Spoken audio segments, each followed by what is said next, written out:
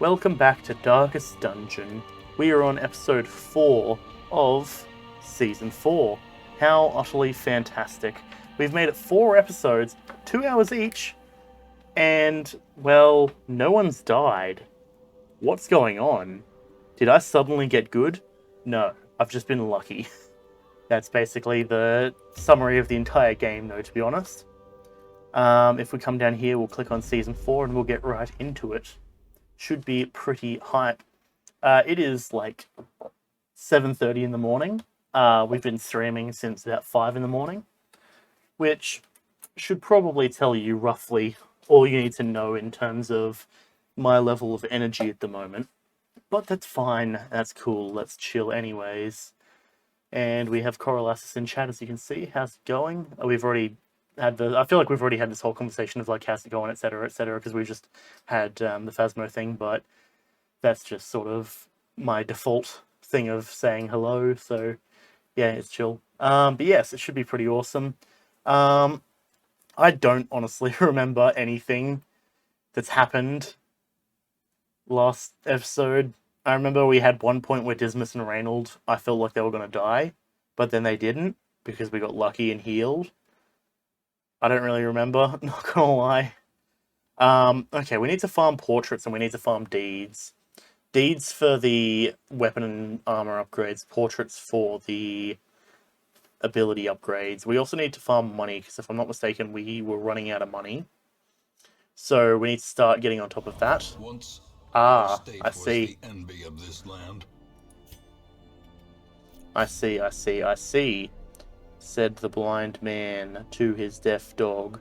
We are coming down here and we're going to do a recovery charm, because what it appears that we've been doing is we are gearing up to go in because we get the extra shards this week. So be it indeed.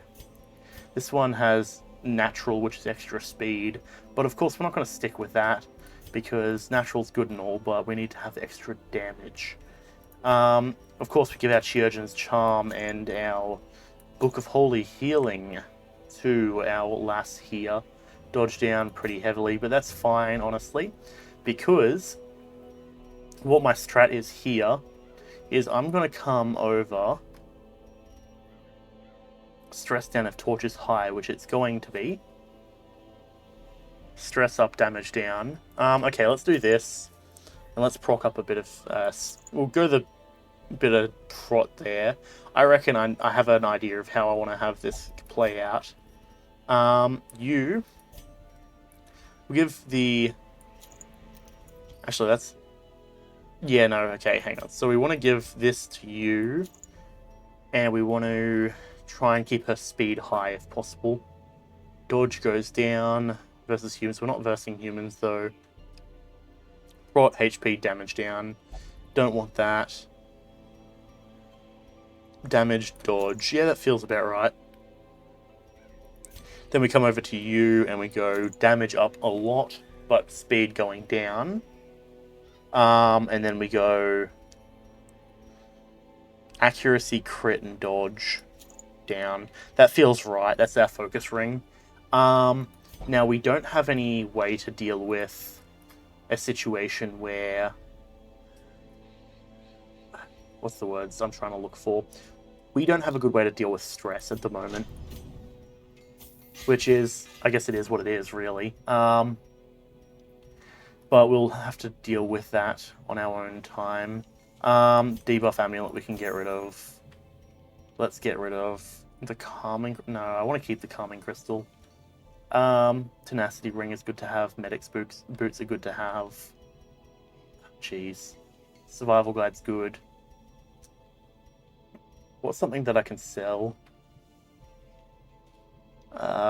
You know what, we're fine. I won't bother about it. Let's go. Let's embark. We come down to the farmstead. We can get ourselves a recovery charm. We'll get a bunch of food, but we want anti-venom and that stuff. Let's sell the tenacity charm, actually. Just do that so that way we can get extra food. 1 key. Boop, bop, boop. Yep, should be right. Let's do this. Slabs etched with certain celestial designs were erected around the perimeter of the farmstead.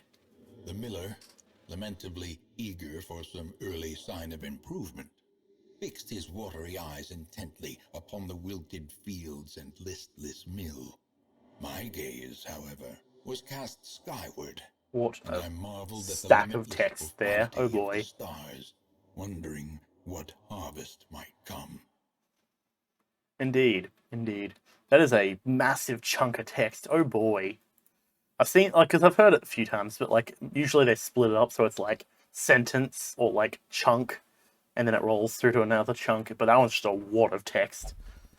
Okay, her stress is already kind of high to begin with. That's fine. We can make it do. Okay, we've got a foreman and a bunch of farmhands. Okay. You're going to stir the rabble, because you have quite a high... Actually, no, your speed is mediocre. Okay, well, let's go for an impale across the board. It's going to attack back for 3 damage, but we get some solid damage across the board. 3 dodges, that's unfortunate. You're going to ceaseless labor now on Marches. 7 damage, oh boy. Brutal. They're all just going to focus on Marches now, aren't they? Oh, yikes. Okay, I guess we'll come over here and go for a heal. Let's just try and counter out some of that big damage that's there. No trespassers. Wapa! 11 damage. Oh, man. Oh, okay. Sow the seeds. 1 damage. 12 stress and a bit of blight. Oh, boy. Right, let us do a bit of retribution. 3 damage and activate our riposte, because it's going to take us another round to get our stuff set up. Let us do a big old one of these. That's actually probably our best attack at the moment for focus firing damage. I'll go for a self-heal for 7, but next up we'll do Judgment to deal out some damage. Go for an Impale, and of course it misses basically everyone. Sow the seeds on Brawned. 2 damage and stress. Bummer. 2 damage from the foreman, and no trespassers. Wapa, 9 damage. That's a lot of damage. Oh boy, we're getting 6 around. Ceaseless labor. Luckily we dodge. Okay, now we go defend our Vestal. Attack the Vestal and you attack me. Seeds of Madness on the back too. Stir the rabble. Wapa. And that activates his riposte. Do a nice big chop across the board. Okay, the Crystalline Aberration is taken care of. Now this lass, she's taken a bit of blight and a bit of bleeding. We'll deal with that real quick. And let us check. An Impale would work if it hits everyone, which it did. Very nice. And we get the self-heal. That's good stuff. Okay. We can't stun, so instead, let's just Judgment for 5 damage and get a bit of self-healing in. Okay. No trespassers. Wapa! 8 damage. Brutal.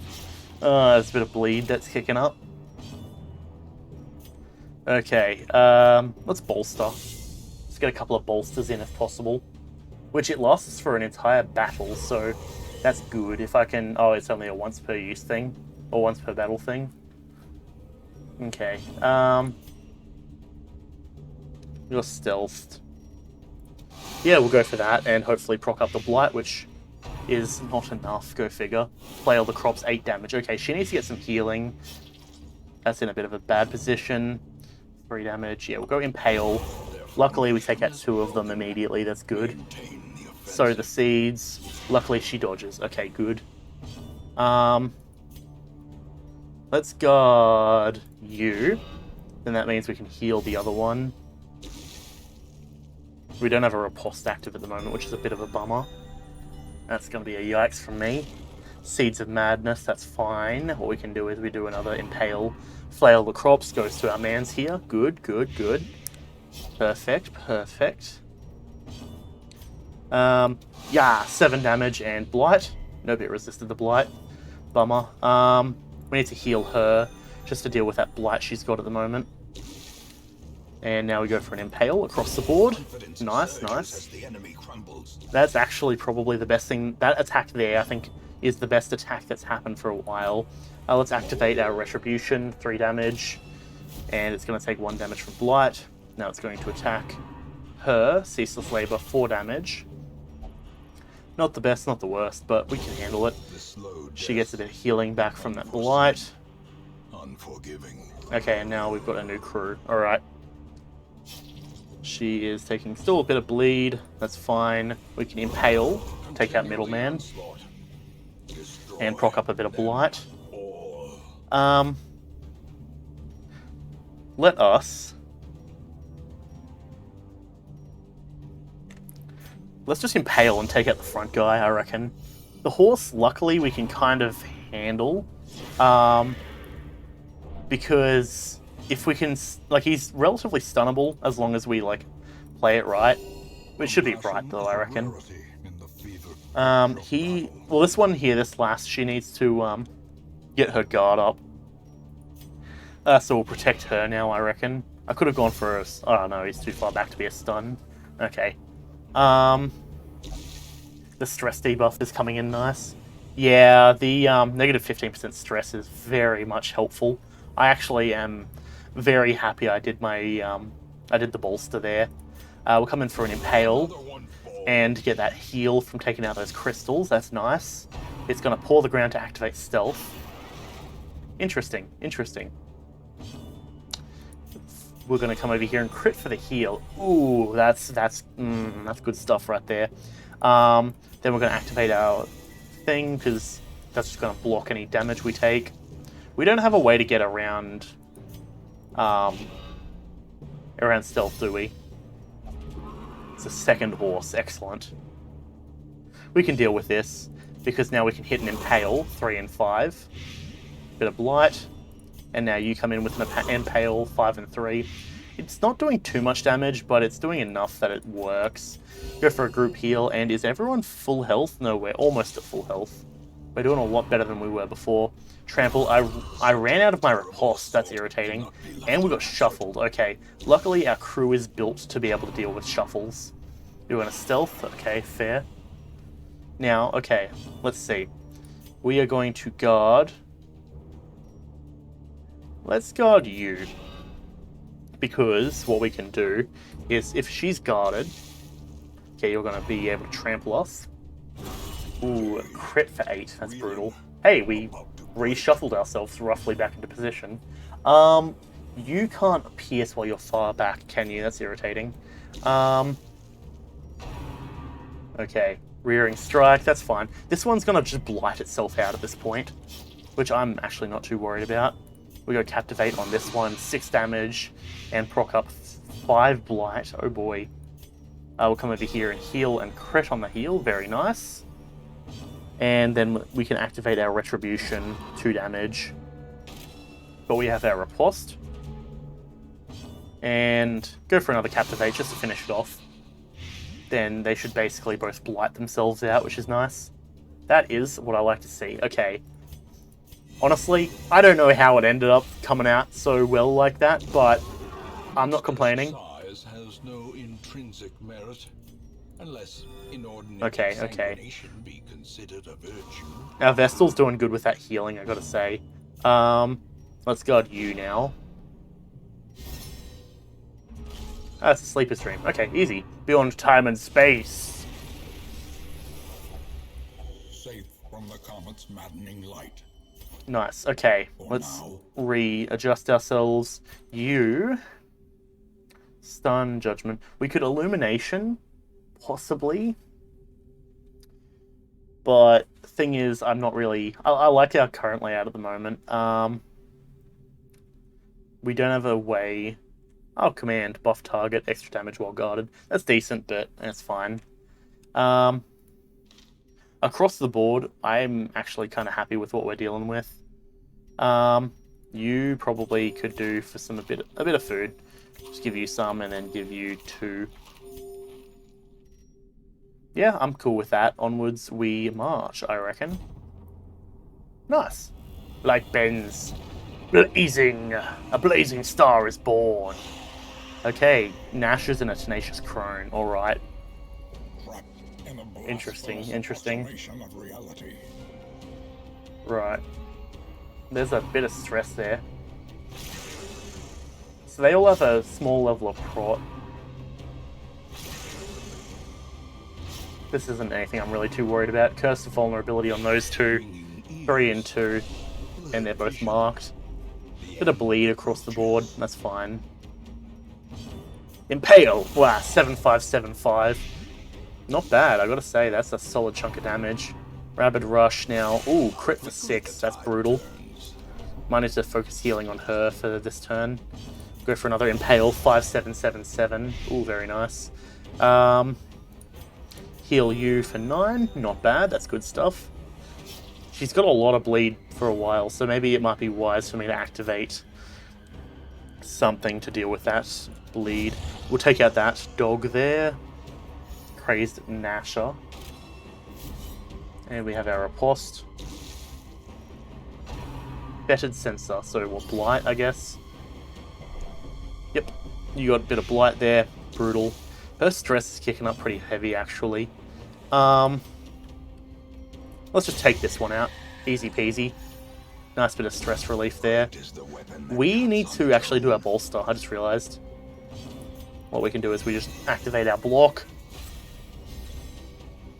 We'll do a group heal. 3 across the board. Not bad, not bad. That's good stuff. 15 dodge. Oh, we don't have access to our bolster. Huh. Right. Let's activate our guard then on her. And that's to the top of the line. We're already like most of the way through here. Oh, a bunch of cultists. Okay. That is something we can probably deal with pretty easily. They're going to stress out Brawn, which goes through to our mans here. And that's that Riposte coming in handy. Rend for the Old Gods. Blocked. It's still going to do bleed though. Nope, we resisted. Okay, that's good. Rend now. Block again. Does the bleed kick in? It does not. Awesome. Eldritch pull on the Vestal. Or Vastal, our Vestal. She's pulled forwards. That's unfortunate. Now, what we're going to do is we are going to probably dash forward and take out that cultist enchantress there. I need a bandage. And then we'll do damage across the board, 7-3, and nothing on the actual one we'll want to be doing damage to. We'll change our block to you, even though I'm pretty sure our Riposte is about to wear off. Yeah, there goes our Riposte. We'll come over here and heal you. Okay, Seeds of Madness. That's fine. Back to the top of the line. These guys will have much higher speed than we do. Rend on Marches, which goes directly to our man here. Nice. Eldritch Push on Brawn. Let's hope she resists. She does. Nice. Everything runs red. Captivate. Crit. Hell yeah, that's hype. I like that. Okay. Rend for the Old Gods on Brawn. 5 damage and a bit of bleed. Yep, there's the bleed kicking up. Let's come over here. And let's use Judgment on the rocks. And get a bit of self-heal in on that. Now we'll go Impale. Of course, that gives us health from taking out the crystals. And we'll just use this turn to move forward one. There's some Rabid Gnashers, that's fine. Rabid Rush on Riley. Unfortunately, we don't have our Riposte up because we've been in the back. The bleed's kicking up. 4 damage around. 2 damage around. Luckily, we dodged that attack. Good stuff. Let's just Captivate on this one and hopefully take out it immediately. Yep, good, good. Now it's going to have its turn. Nope, we have our turn again. Impale. Bah! 10-5-4. Very nice. This back one is still going to survive a round. And Stumbling Scratch on Marches. Okay, let's activate Retribution now on the dog. And we're good at this point. We'll come over here and heal up her. Easy peasy. Nice. Top of the line. You're gone. You're gone. And the Sleeper is about to spawn. Well, that's fine, because we'll take out this one as well. Good stuff. Okay, we're about to move into a different area. Let's activate our block, even though it doesn't really matter. I want to get a chance to get a group heal in if possible. Yep, easy. 5 across the board. That's very nice. Okay. And we'll just activate Riposte. Why not? That's fine. We're about to get the Sleeper. Yep, there it is. Sleeper's Dream. Beyond time and space. Okay, that's a Fresh Harvest. Now, the Fresh Harvest is healing for one person. We're going to do it on him because he's taken a lot of hits. We'll come through here and we'll feed these two. Default order. Our stress kicked up quite a bit through that, but we seem to do pretty solidly. Okay, a Sleeper's Herald, a Farmhand, or a bunch of Farmhands, all that sort of stuff. It dodges and crits on us. That's brutal. Okay, now let's Impale again. And it's going to do damage back. Okay. That wasn't the best situation for us, but we can deal with it. 5 damage and a bit of Blight's going to kick up. My phone just vibrated, but nope. It's all good. Let's activate Retribution on you. 3 damage. And there's our Riposte. You're going to Ceaseless Labor on Marches. 6 damage. That's fine. We can come over here and we'll Focus Fire heal on her. Sow the Seeds on Marches now again. Bit of Blight kicking up. And a bit of stress. I'm surprised that they haven't been targeting... Yeah, there. Reality Bend. 2 damage and a bit of stress. She's going to be tested. Please be good. Please be good. Please be good.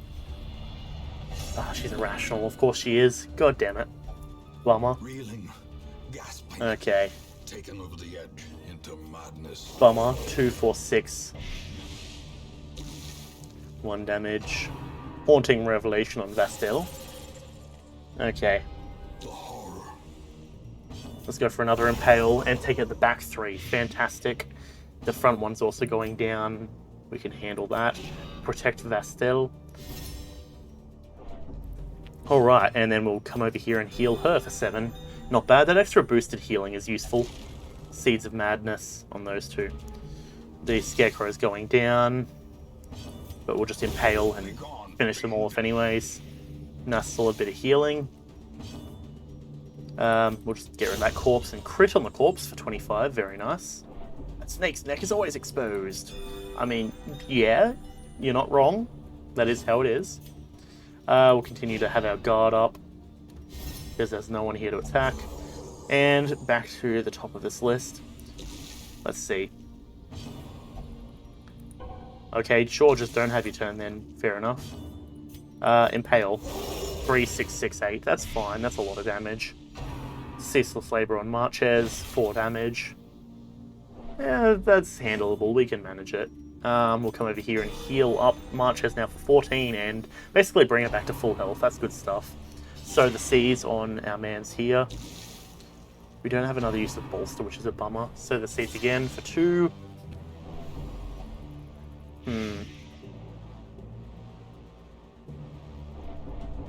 Okay, sure.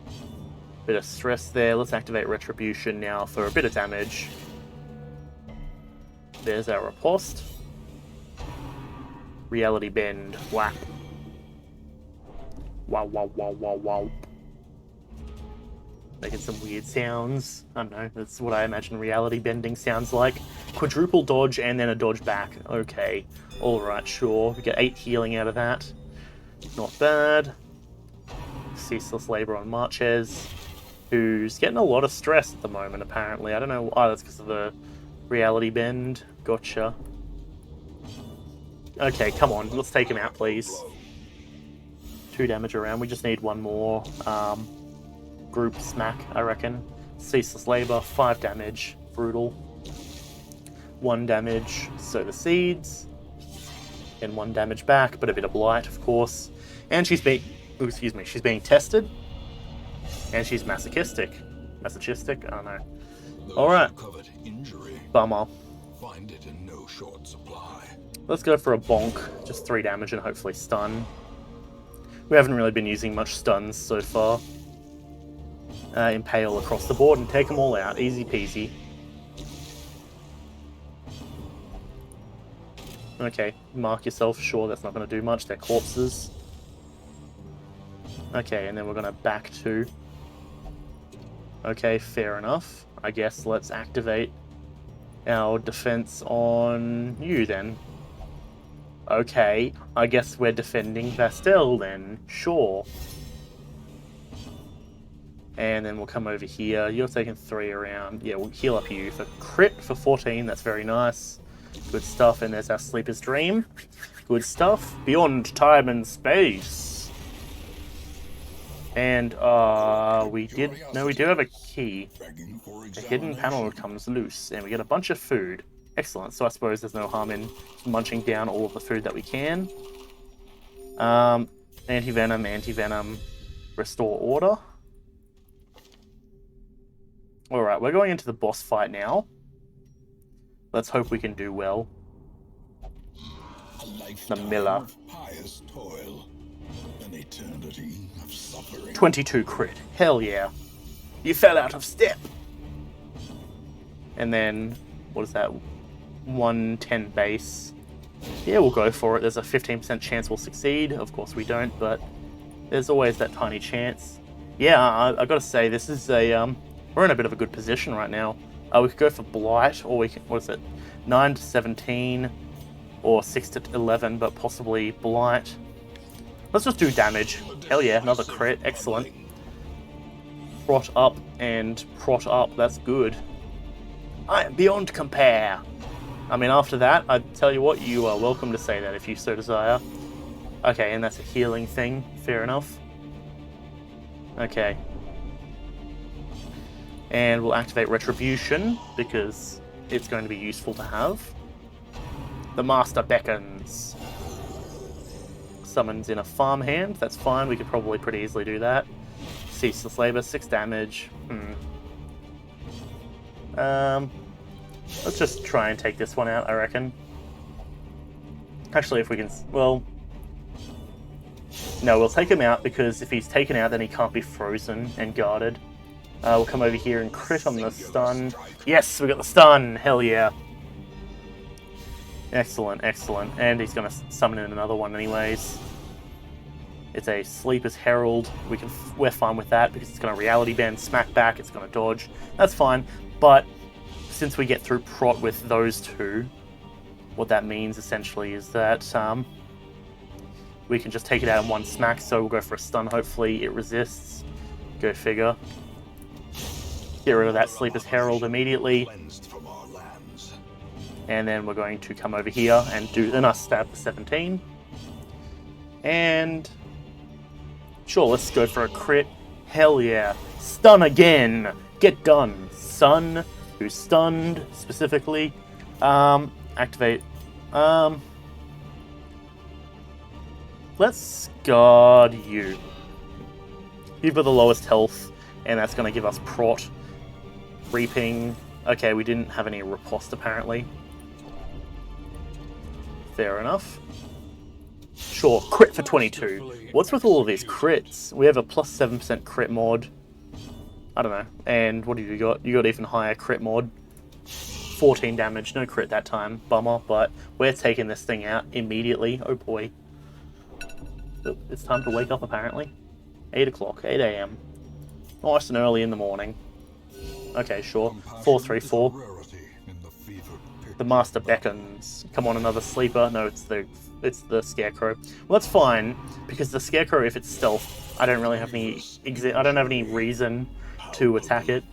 Yeah, this guy is not having a good time. First, like, you know, his harvest goes bad, then he gets hit by an absolute massive meteor, and that corrupts him and, like, takes away all of his humanity. You know, the usual sort of things. Just a regular Friday morning sort of thing. Now, to be fair, if that was a Friday morning, that would ruin a Friday. That's like more like Monday morning sort of stuff, I reckon. 10 damage on the Miller. If we can just focus fire on it. Okay, sure. If we can just focus fire, we'll be doing pretty well, I reckon. Because the Scarecrow, it can do a bit, but that's not enough to be worrying. Yo, Scintilla, how's it going? You're falling asleep at work. Fair, fair. That's not good for business.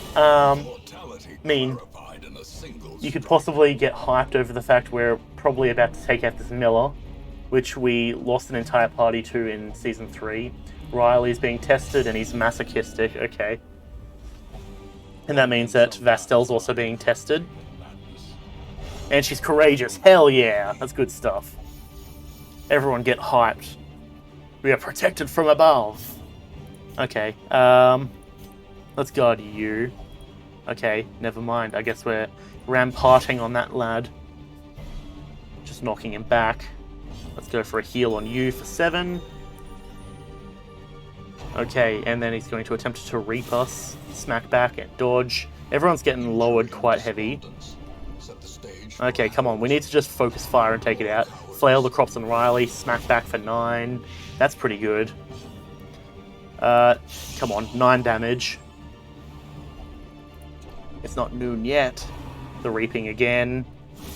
Okay, we got 1 on Death's Door. Perched at the very precipice of oblivion. Stress is kicking up. Okay, we've survived the Death Door check. Okay. I prefer you didn't attack our teammate, but sure. 6 damage. Come on. Group heal. Okay, fine. Whatever. The Master beckons. This is getting tense. This is getting... You wish you enjoyed this game more. Fair. I mean, it's a decent game, but yeah, I know the feeling.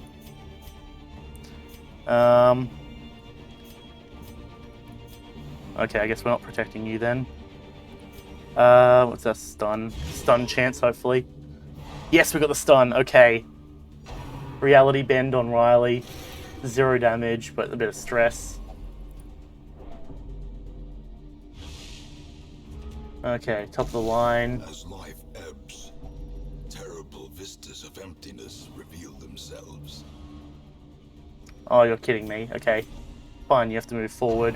You're going to flail the crops on Marches. She's still on Death's Door. She's still surviving. There's a bit of blight now. That's irritating.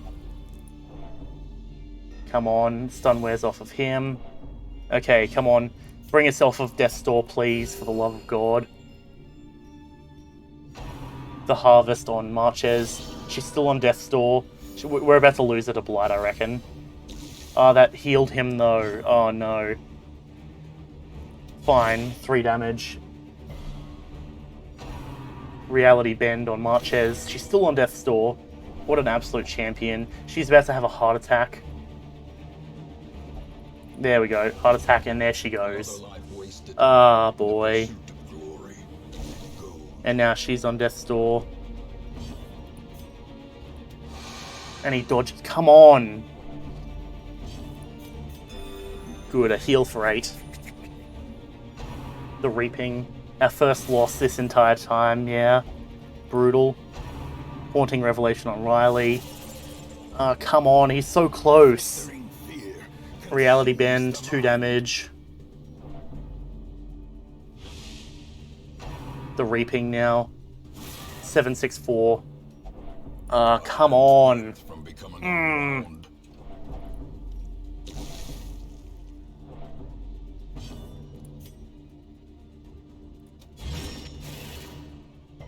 Ah, jeez. I didn't mean to click on that one. The Reaping. Death's Door. Oh boy. Vastel's getting low. Flail the crops on Riley. 7 damage and blight. Teetering on the brink, facing the abyss. Come on. Group heal. Yes, okay, everyone's off Death's Door immediately. 14 damage. Okay, I don't know why that attacked him. I guess he was guarded. The Master beckons. Ah, come on. Sow the seeds on Vastel. 2 damage and blight. Nope, she resisted. Okay, good. Riley's on Death's Door. Let's anti-venom. Ah, come on. Dodge, but we have our riposte up.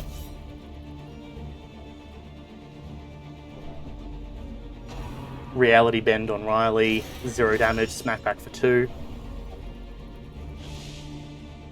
Come on.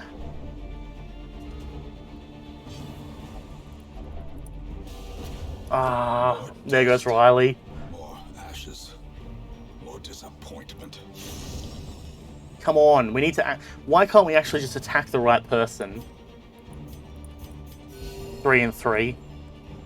She's about to get stressed. 4 damage. And that's gonna heal. Okay. Winter's Breath. Hollow Keening. What's that? Stress. Guard skills are disabled. Well, we're not guarding anyways. The Master Beckons. That's going to summon another one. Oh boy, this might be a full party wipe for our first loss.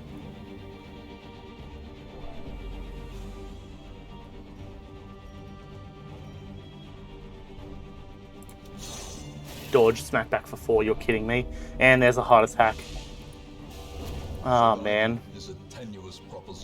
Yeah, I need to escape. At this point, if I don't escape, I've lost it fully. Abandon the farmstead. Okay, at least we're guaranteed escape. Do not ruminate on this fleeting failure. Oh boy. Pain is long, and victory will come. Rip. Braun, Riley, and Marquez. All valiant heroes.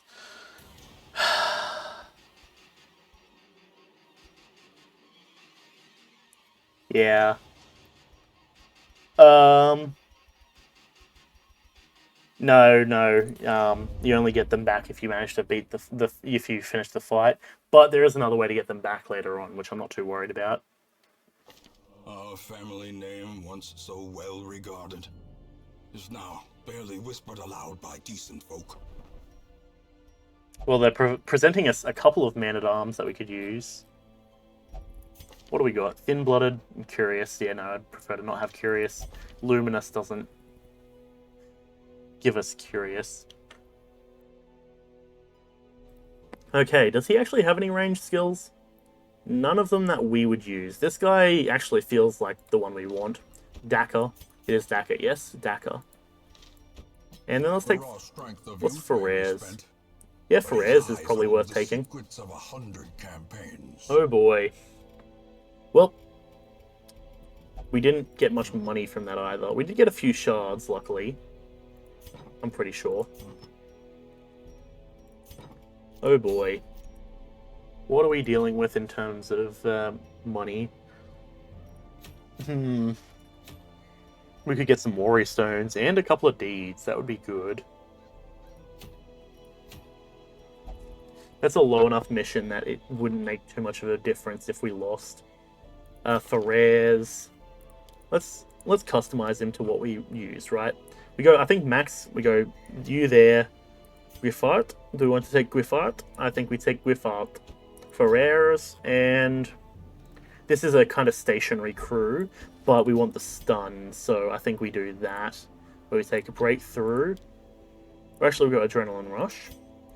Then we go collect bounty, pull, flashbang, and finish him. Unless we want the lower prot. Yeah, maybe we go mark for death. You're already set up, and you should be already set up. Okay. Unequip all trinkets.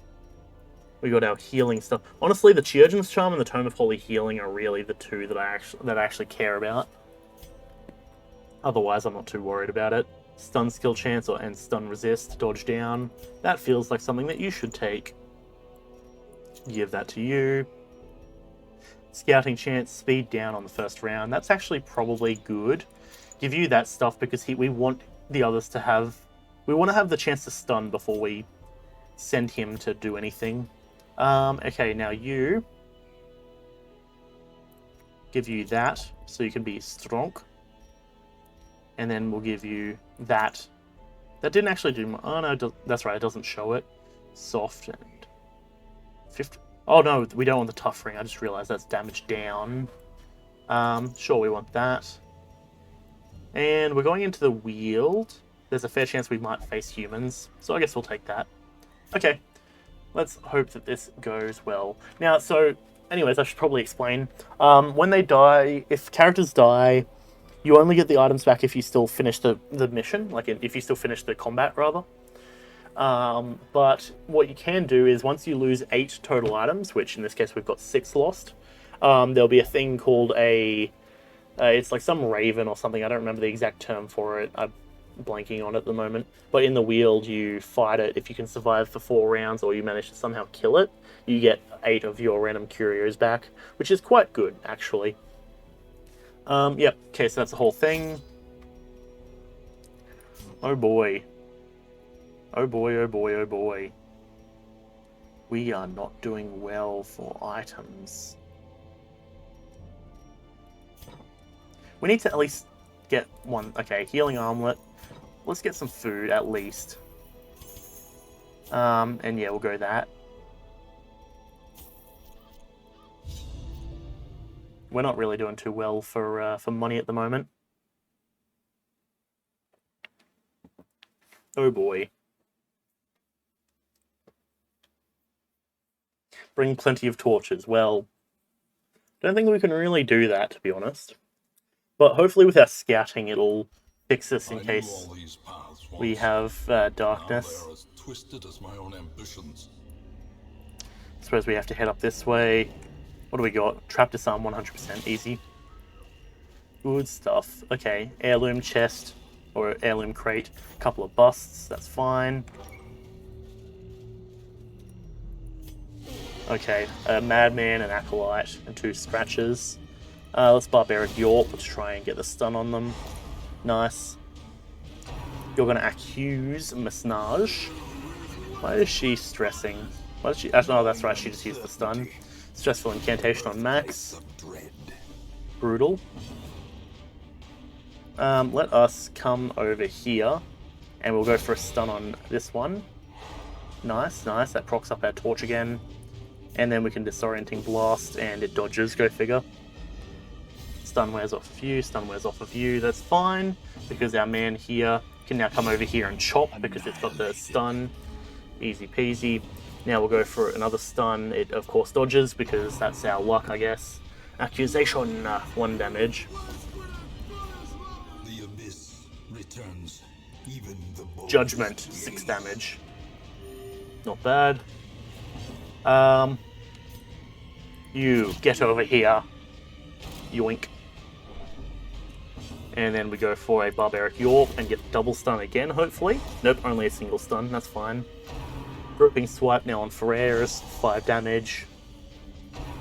Then harmless swipe on Masnage for 4. Nah. You didn't even see my hand. Bah, there. Okay. Chop. Get out of here, madman.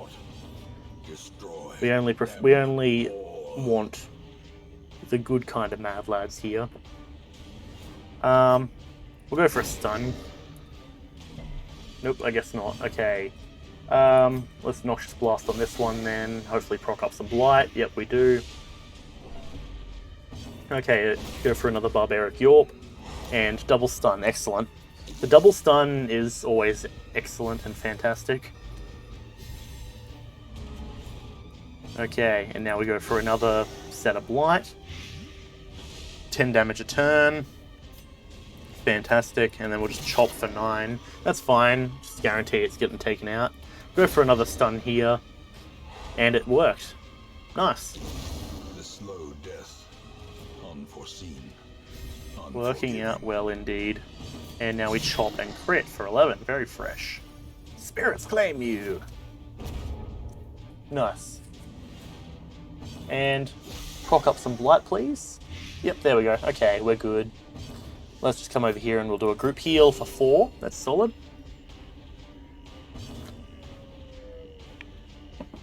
And we'll mark him. You are about to die. Actually, oh no, we don't. I was going to say we could drop the torch, but I feel like we're going to already have a dropped torch pretty quick. As the fiend falls, a faint hope blossoms. Okay, well, we got another torch out of that. That's at least useful. We've got to explore 90% of the rooms, so if we can just come up here and do all of the rooms here, it means we might not have to do a difficult room later. There is our thing here, a trap, taken care of, easy peasy. Get a sack. I'll come back through when the light is a bit lower, because that way we can hopefully get a bit more light, or a bit more loot rather. I suppose it doesn't really make a difference. We're going to do it at the same light level anyways. We'll pop a torch. There we go, and now we pop another torch. The path is clear. And we're out of We torches. require only the strength to follow it. Now, this obstacle here is going to be the issue, because we don't have any shovels.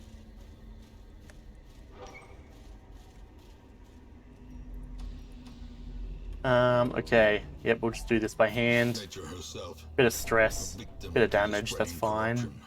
We use this torch immediately. with misintent. Past that, we have enough for 1 hunger check worth and 1 camping worth at full.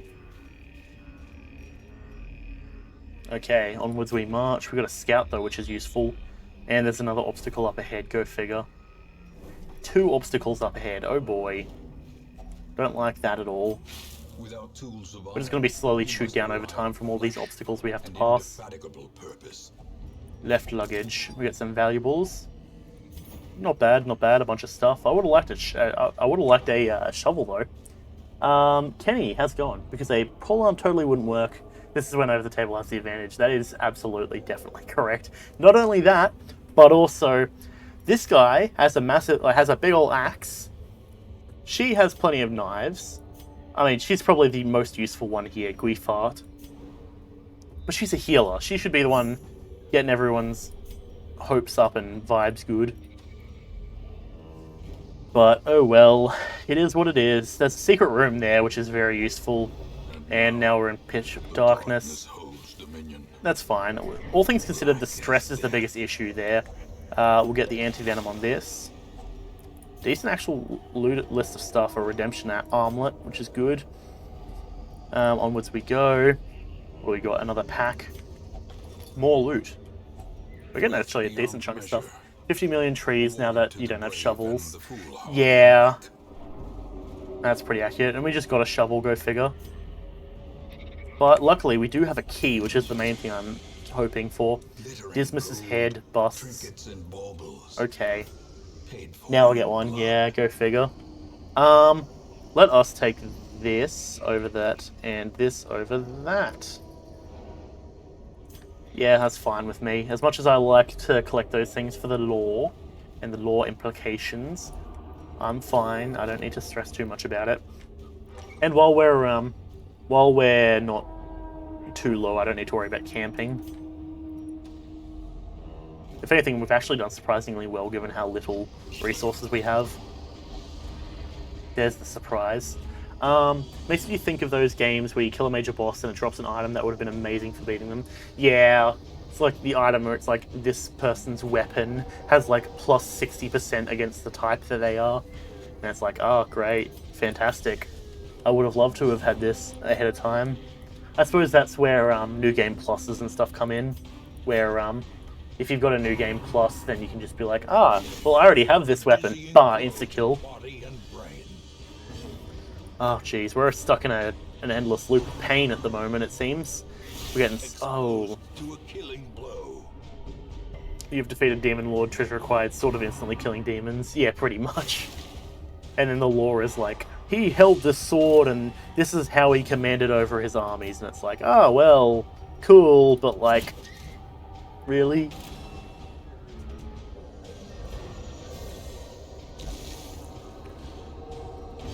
You know what? Let's retreat from combat. We get back here, everyone's stressing. Max is getting tested. She is courageous. Hell yes! Good stuff, and that de-stresses everyone. Now you move on to the next act and there's no demons. Yeah. I can't stand when stuff like that happens. Now, okay, we know that that combat's there, so now we can come back in. We can deal with these spiders. And now we're actually in position and don't get shuffled. Barbaric Yorp. Ah! Okay. My heart will burst. Oh damn, her stress went down very quickly. I like that. Okay, and then we blight 2 damage and hopefully get that 5 for blight. Yep, we do. Excellent. Slowly. There we go. Gently. This is how You sure you've said it before, but you really don't like arachnids. It's one of those sites would make you want to flee as fast as possible. That's fair. Like, look at this thing. It's got like spikes coming out of its ass. You get anywhere near that, and that's just a ball, like a sizable ball of pain and misery. And I'll tell you what, it is in this game as well. It is consistent pain and misery, just in general. So I say you're not inaccurate with that. These things, they just suck. It's gonna now bite. Luckily we dodge, that's good. I like that. Alright, get out of here. Alright, back to the top of the line. You now can just, Noxious Blast and Blight. Okay, we are good. Okay, got some crests. Let's just ditch the torch, I reckon. Yeah, that's cool with me. We're already in our order. Unburned torch. Delicious. If only treasure could staunch the flow of okay. otherworldly corruption. And we didn't get the scout here, so watch that this is going to be another combat. Called it. And surprise. That's unfortunate. Rabid Rush. At least we can probably deal with the situation. She can only move forward by 1, that's irritating. And I didn't learn my lesson, damn it. I just realised I'm a fool, I didn't give her the ability that I needed to deal with that. A bajillion years ago, one of those rule changes you made was for making poison, spiked armor, and shields, because too many creatures should be easily defeated with poisoned armor. So many GMs just ram a lot of dumb beasts into their PCs that cured that. What was, I presume making it so, wait, hang on. Wolf bites you. Wolf has been slain by biting a spiked poison armor. Yeah, the way I would possibly do that is having it so you actually have to restock the poison on the armor, because it doesn't really make sense for the armor to just passively leech out poison. Like, having to actually go and make poison, that's time consuming and is effort. Like, it takes a lot of effort to do. That's the only time I would allow something like poisoned armor. And even still, I'd make it so it's a save, so, you know, it has to do a constitution save or something. None of the other wolves have any idea how you killed their leader. They just know you did and are now scared and run, or they attack the same exact way. That's true. And I suppose that's when it is important to look into the fact that, like, throwing intelligent enemies at them would be useful. You normally made it so they had to have vials of poison. Yeah, that's fair. That sounds relatively justifiable, I would say. Poison can dry, become less effective, and then just be nothing. Yeah, like, if it just dries out, I imagine it wouldn't necessarily have the same effect. I mean, it depends. Depends on how soluble it is. Or, the alternative, it just rains. Oh man, you've got poison covering your armor. The whole thing about poison is that it's supposed to dissolve in blood, and, you know, blood is water, or blood has like a high water quality or quantity, which means inherently it has to be soluble in water. Oh man, there's rain. Looks like you've lost all of your poison. Even if you got long lasting, it might be 24 hours. Then the con save goes down. Yeah, that makes sense. That I can see is justifiable. Chop for 9 damage. Escape Cloud. They're just going to blind move back. And another Escape Cloud. And a bit of Blight. Nothing too bad. And we'll move forward. Okay, we've restored relative order. Another group healing. Not bad. Surprisingly, actually, our stress is doing pretty decent. Okay, but never mind. He just took a lot of damage. Hold on. Okay.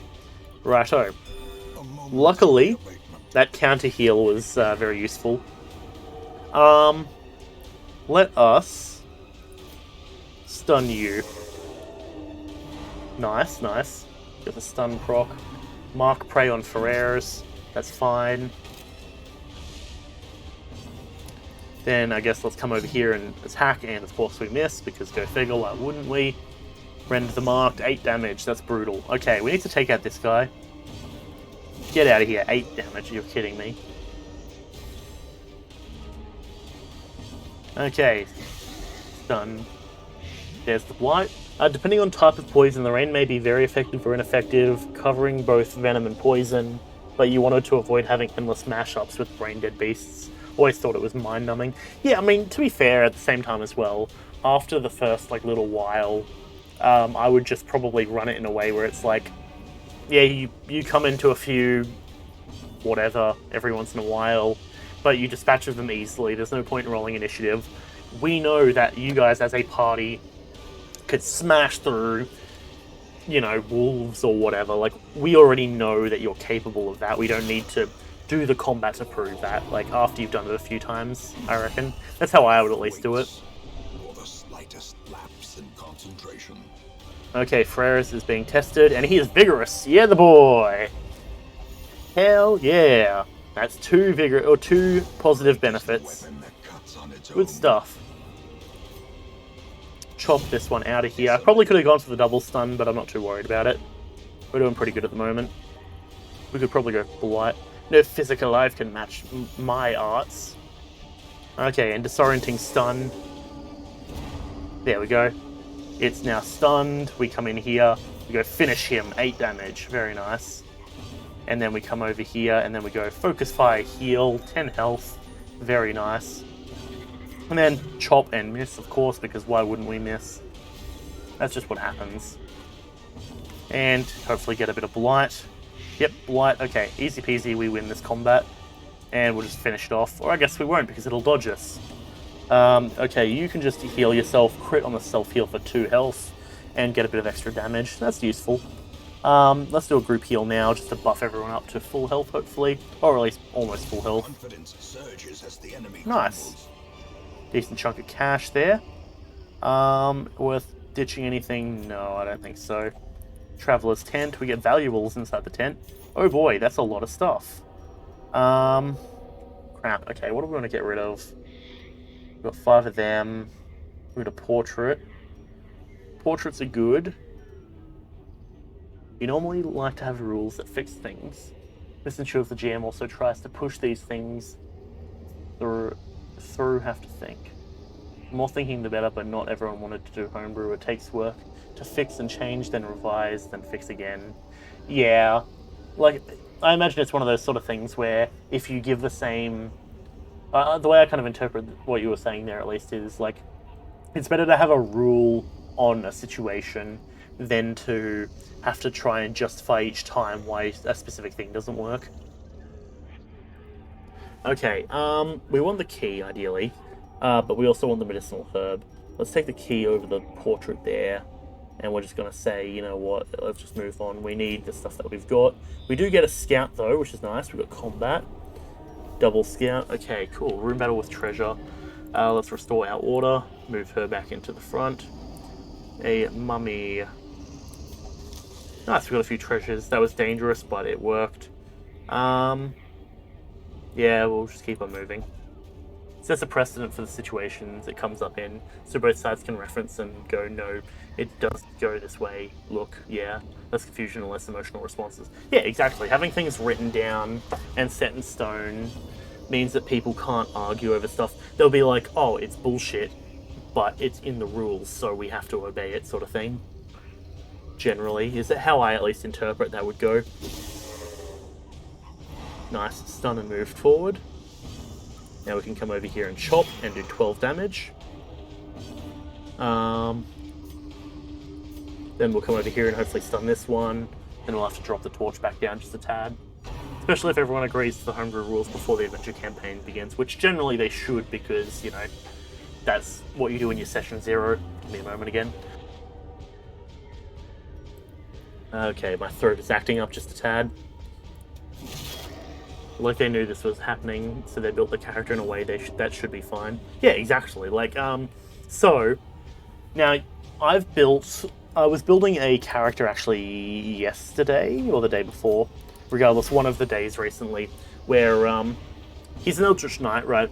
And I was like, okay, well, what do I want to play? Let's go a high elf, why not?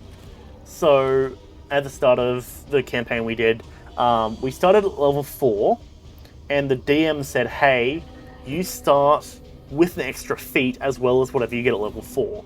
So I already start with feats, right? And yeah, Eldritch Knight's really awesome. It's basically fighter, but you have magic. And so what essentially that meant was I was creating this backup character. He's an Eldritch Knight, so as I said, he's got magic. Now the thing is, with these feats, because certain feats give you boosts as well as extra other stuff, what I essentially was able to do is, because of the fact he is a an elf, and because of the fact he is... So I chose a duelist, so he uses a dex-based weapon, plus a shield, which doesn't count as a weapon. And there's a feat called Defensive Duelist, which as a reaction, you can add your proficiency, which is, in this case, 3, to your armor as a reaction whenever you take damage. Which, my armor is 11 plus 5 to 16 plus 2 for the shield, so I'm already at a passive of 18, so I can add 3 to bring me to 21 using my reaction. And then, as a Eldritch Knight, I also have the shield spell, which allows me to up my armor as a reaction by bypassing the lower armor up to bring it to 23. So in other words, that alone is like one possible outcome of a combat situation, right? Now that's cool and good and all, but I also took a new spell that came out in the recent book, Tash's Cauldron, that's called Sapping Sting, right? Now get this. Low damage. At level 1, it's 1d4. At level 5, it becomes 2d4. Constitution saving throw. If you fail, you go prone. Now, if you're prone, as you may recall, melee attacks have advantage. Now, at level 7, anytime I cast a spell, I can then make a melee attack as a bonus action, right? Now, get this. I do that. I knock it prone. I then melee attack with advantage. Now, I'm a fighter. Action search. Booming Blade. I attack. If it hits, the next time it attempts to move, which I don't know, my guess on that is by getting up, you're attempting to move, you take extra damage. So it either lays down and doesn't take damage, but then I continue to get advantage to hit it, or it stands up, takes more damage, and then I just continue to beat the shit out of it, essentially. Because then I also have a bunch of other stuff that comes into effect, and oh boy, should be fun. I'm keen for it. I still want to play Furore and everything, and I know when I messaged the DM about this, he was like, that sounds pretty powerful, and I'm like, yep, let me know if you want me to not use it, and he's like, you guys are already pretty overpowered as it is, I have no issue in stopping that. I have no issue in you playing that, and I'm like, good stuff. You'd be fine with all of that, because the amount of options you have for your rehaul is absurd. You think taking the defensive actions and having the highest amount of money and all the feats you can get for AC, you think at level 1 for the rehaul, you can get something like 28 AC, or you end up getting cover and they miss something like half the time regardless. Tower shields are hilarious in your stuff, big penalties but big bonuses. Yeah, I remember actually, talking of tower shields, I was talking to Chris about this because as I always as I comment on, I haven't probably mentioned it recently, but Chris was, 28 AC, it gets pretty insane. Also, welcome back, Centella. Yeah, so with Chris, it's one of those things where he's like, oh yeah, I'm going to run my campaign eventually in air quotes, etc. But basically, he went and reworked the shields, where essentially you can have a buckler, like just one that you strap to your arm. Doesn't count as using a hand, AC up by 1. Fair. I don't see why anyone wouldn't take that unless you maybe like a caster and you don't have proficiency in shields. It is what it is. Normal shield, one-handed. You've been lurking. Okay, that's fair. So normal shields, one-handed, plus 2 AC. Tower shield, I believe it was two-handed, plus 3 AC. But you can also then use it for like charging and stuff. And it's got a bunch of other things to it. He spent a bunch of time working on it. But at the same time, I'm like, hey, you know what you should spend a bunch of time on? Actually writing the campaign. But that's a bit of a meme, but it is what it is. Your stuff is closer to 3rd edition, but 28 is almost impossible to hit. You need to have abilities, take specific actions, and such to likely ever hit. In your stuff, you can always do things to reduce your damage to ensure you hit. Yeah, that's fair. It's like having a precise strike of some variety, which I've sort of flavor worked into Furore at the moment. Pathfinder, yeah, that's fair. Yeah, I think I do recall we were talking about that. But yeah, I've sort of made it where, flavor speaking, I wouldn't be surprised if Sam, our DM, wanted to lower the damage I output for the sake of making it so Furore just has a higher chance to hit or something like that, because the whole way I've flavored Furore's rage is that he essentially just goes into like full focus mode, like dragon eyes, like zone in on what he's looking at, you know, that sort of stuff. Find out their touch AC is like 11 for touch, and then trip, and suddenly their AC goes to hell. True. Yeah, touch AC. I remember Chris was trying to talk about implementing touch AC, and I was like, yeah, Chris, that's broken. And he's like, oh no, but it's really good. And I'm like, that's broken as all hell, Chris. What are you trying to do? You want to make sure that people don't think fights should go attack, attack, attack, attack. Combat actions should be good if you're people to use them. Exactly, right? Like, thing is, in D&D 5th edition, the shove action, grappling, they're all extremely circumstantial, right? The shove action, the only time it's useful is if they're next to a cliff and you want to shove them off the cliff, sort of stuff.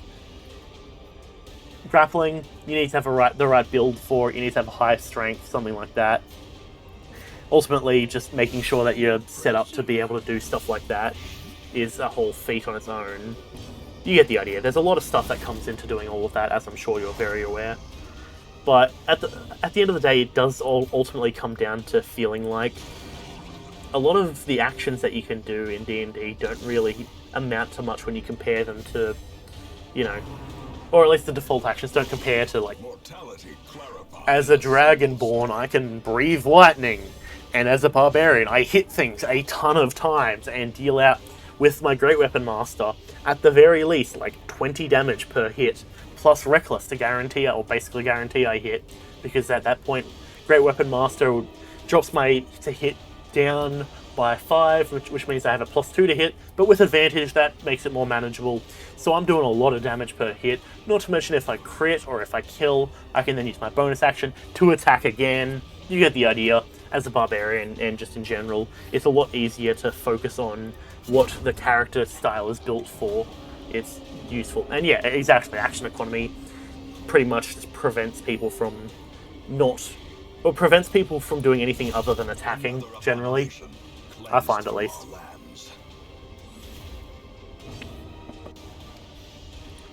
But yeah, at the end of the day, it all depends on really flavor and environmental stuff. Like, if you're in a situation where, like, you know, you've had your weapons taken off of you and you need to throw cups off of a table to attack, that's a whole thing of its own. And it can, if you do it right, if you DM it right, you can make it good. Otherwise, it could be questionable. Seize this momentum. Push on to the task's end. Good quote. I like it. Onwards we charge. We get another one of these. We use the anti-venom on the tree. We want the deeds, honestly. But we also want the money.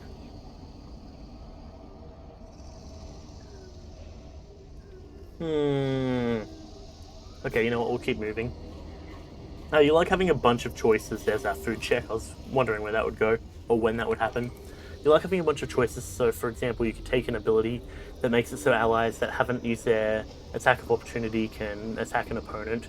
You trip successfully this turn. Or even you can attack an opponent and you trip successfully the turn.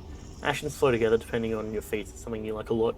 Yeah, thing is, I very much wish, talking of attacks of opportunity, I very much wish there was a functionality where, and to be fair, I might be talking out of my ass because I haven't actually looked specifically into it, but having it where, you know, if you trip an opponent, that they just straight up can't use an attack of opportunity or something like that, right? Or like, having a way to deny enemies like a bonus action or an action or a lair action, or probably not lair action because that's sort of like a environmental thing, but you get the idea. Like, I would like a way as a player to be able to stop that from happening, but then at the same time, I suppose introducing stuff like that then also does, it's also, we're being tested, what do we got? Courageous! Hell yeah.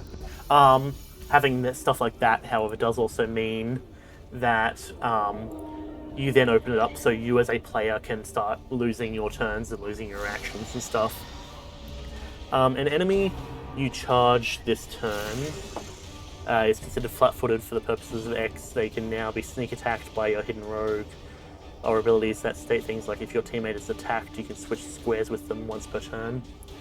Yeah, so I'm guessing the latter would be stuff like being a protection-based fighter or something. But that makes sense. Let's go for a stun on the back two. We have 3 uses of that per turn. Go for a barbaric Yorp. Quadruple stun. Hell yes. That's what I like to see. Judgment. And of course it misses the stunned enemy.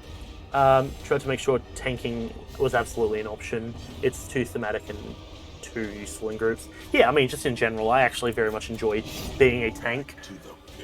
Like, you know, it's one of those sort of things where as I've been playing a barbarian recently, being a tank is sort of like my whole thing recently. Granted, of course, at the same time, you know, being an eldritch knight, I still get my ability to do my casty spells sort of stuff. But even my eldritch knight I built, it's still basically a tank. Ooh, a crit on the self-heal, even though we didn't need to do that. Let's just Noxious Blast to get rid of this one. Okay, you're going to Escape Clap to move back. 1 and 2 for a crit, and Blight on the Hellion. That's a bit brutal. So let me change the light position a little bit. But yeah, like, at the end of the day, it's all stuff that, like, frankly, it's fun to be able to have options and be able to do a bunch of different stuff as opposed to being limited, because, you know, it always sucks when it's like, oh man, I don't ever have something I can use my bonus action for, or whatever. Like, that's why I've been liking the feats that I've been looking at recently, where it's like, oh, this feat allows me to use my bonus action to, I don't know, stick my finger up their bum, sort of thing, you know what I mean? Not literally, of course, that's figurative, but like, do something useful that can benefit the rest of the party with bonus actions and stuff, making full advantage of, you know, all of the turns and different parts of your turn that you have. Okay, your turn, you're gone. You are gone as well on your turn, but we'll come over here and just chop and get rid of it. Nice. We'll continue, why not? We've been getting pretty lucky with what we've been doing. Let's camp, and then we'll just use this 4, I guess. It's a goal without hope. Damage up. Scout chance, that would have been nice to have had. Tracking as well. Bless you. Okay, I was just trying to click up here, I didn't mean to skip, but that's fine. As the light gains purchase, spirits are lifted, and purpose is made clear. Okay. You know what, we should probably drop the torch. Let's drop the torch down to nothing. Terrors may indeed stalk these shadows, but yonder, A glint of gold. gold. Okay, and then we come over here and Judgment, crit. Secure Hell yes! impunity. I like those good crits and such. Despair not, I will vaccinate you against the plague of evil. Very good. I know, that sort of gives off that vibe of, like, if you remember the show Megamind, where it's like, it was reheated in the microwave of evil, but if you use a microwave for its unintended purpose, it voids the warranty. Well, maybe I got extended warranty. Some shit like that. I don't know. I don't remember it, but I love Megamind. It's such a good show. Be gone, fiend. Like, good stuff. Like, that is the exact sort of energy that I want to witness in my hero campaign whenever I run it. Like, that just quippy back and forth, that just is good. I like it. Okay, I guess at this point I'm just spending our turn healing. Heal you for 10 health, very nice. And then I guess you can de-blight yourself. Nice, cured. We're just getting a lot of buffs. Nice. Success So clearly in view. Or is it merely a trick of the light? Trick of the light? And we get a bit of extra food. Oh boy, that's a lot of food. Yeah, that's fine. Treasure ahead, I'd wager. I would wager also, to be honest. We get a good old scout. What do we got? Curio, trap. Yeah, might as well worth checking out up here just to see what there is. Ooh, another emerald. Laden with loot are often low on supplies. You can do that. And disarm. Very nice. Good de-stress as well. To be fair, actually, we could probably swap out Mesnage and just take this crew in again. Like, that's sort of where I'm vibing, or what I'm vibing with at the moment. Stashed heirlooms. We'll take that. Cool. Alright, well, we're probably done here, so let's head back to the base. Paths and roads bring Nice. soldiers and supplies. Let That's a them good arrive chunk on of hand. cash, I like that. Curious. We need to get rid of Curious immediately. Give me a moment. Okay, the fits. That sounds not good. Fengophobia, not good.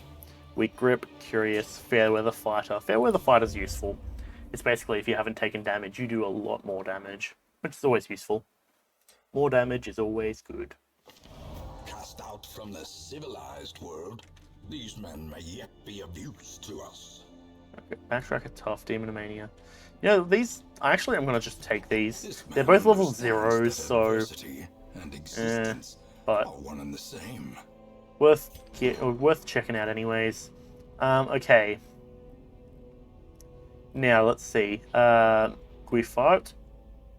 You...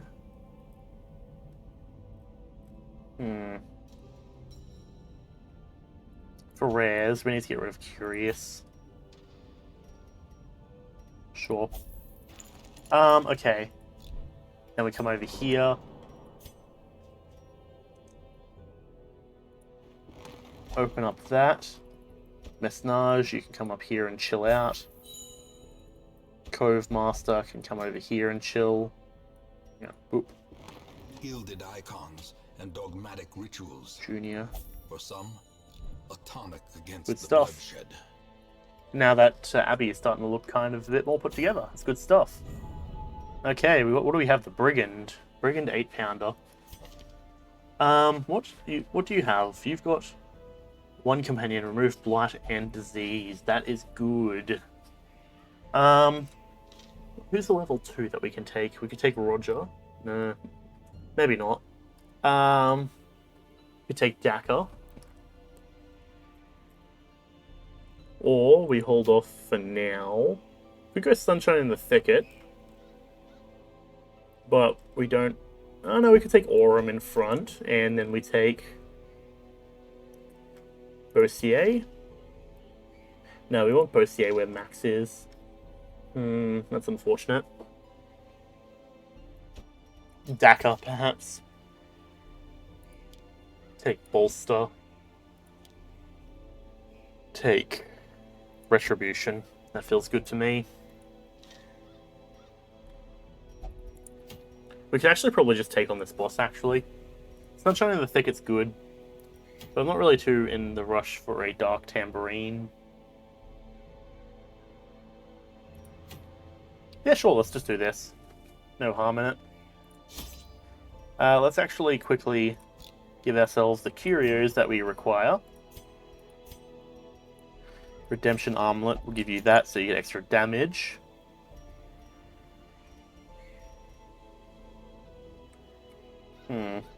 Prot. We want Prot up, that's always good. Oh no! We lost the head.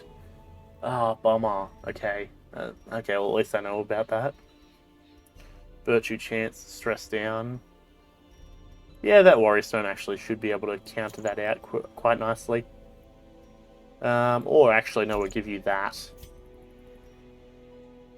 Okay, you big lad. You, sir, can take that. You've already got some guard.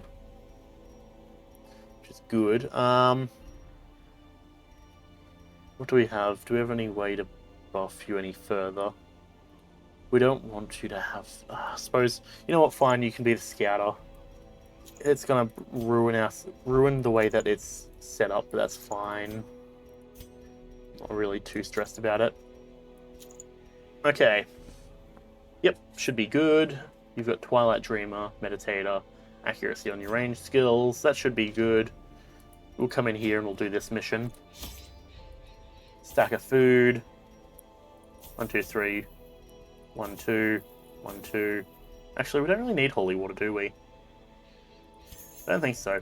Maybe 2 bandages and 2 anti-venoms. Stack of torches. And we'll grab some of them. Yep, that feels good to me. Alright, let's do it. Let's get right into it. Big old sip of coffee. It's all good. All good indeed. Nice. Excise the fungal tumors, and the land may yet live. Oh boy. Immediately into some brigands. Okay, I suppose let's go for a double stun. Nice, nice. Go for a stun on this big lad now. Nice. As the light gains purchase, spirits are I like lifted, this. and purpose is made clear. Chop. 21 damage. Hell yeah.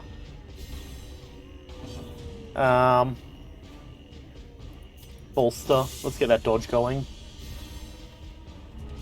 Back to the top of the line. We get a turn again. 75% chance.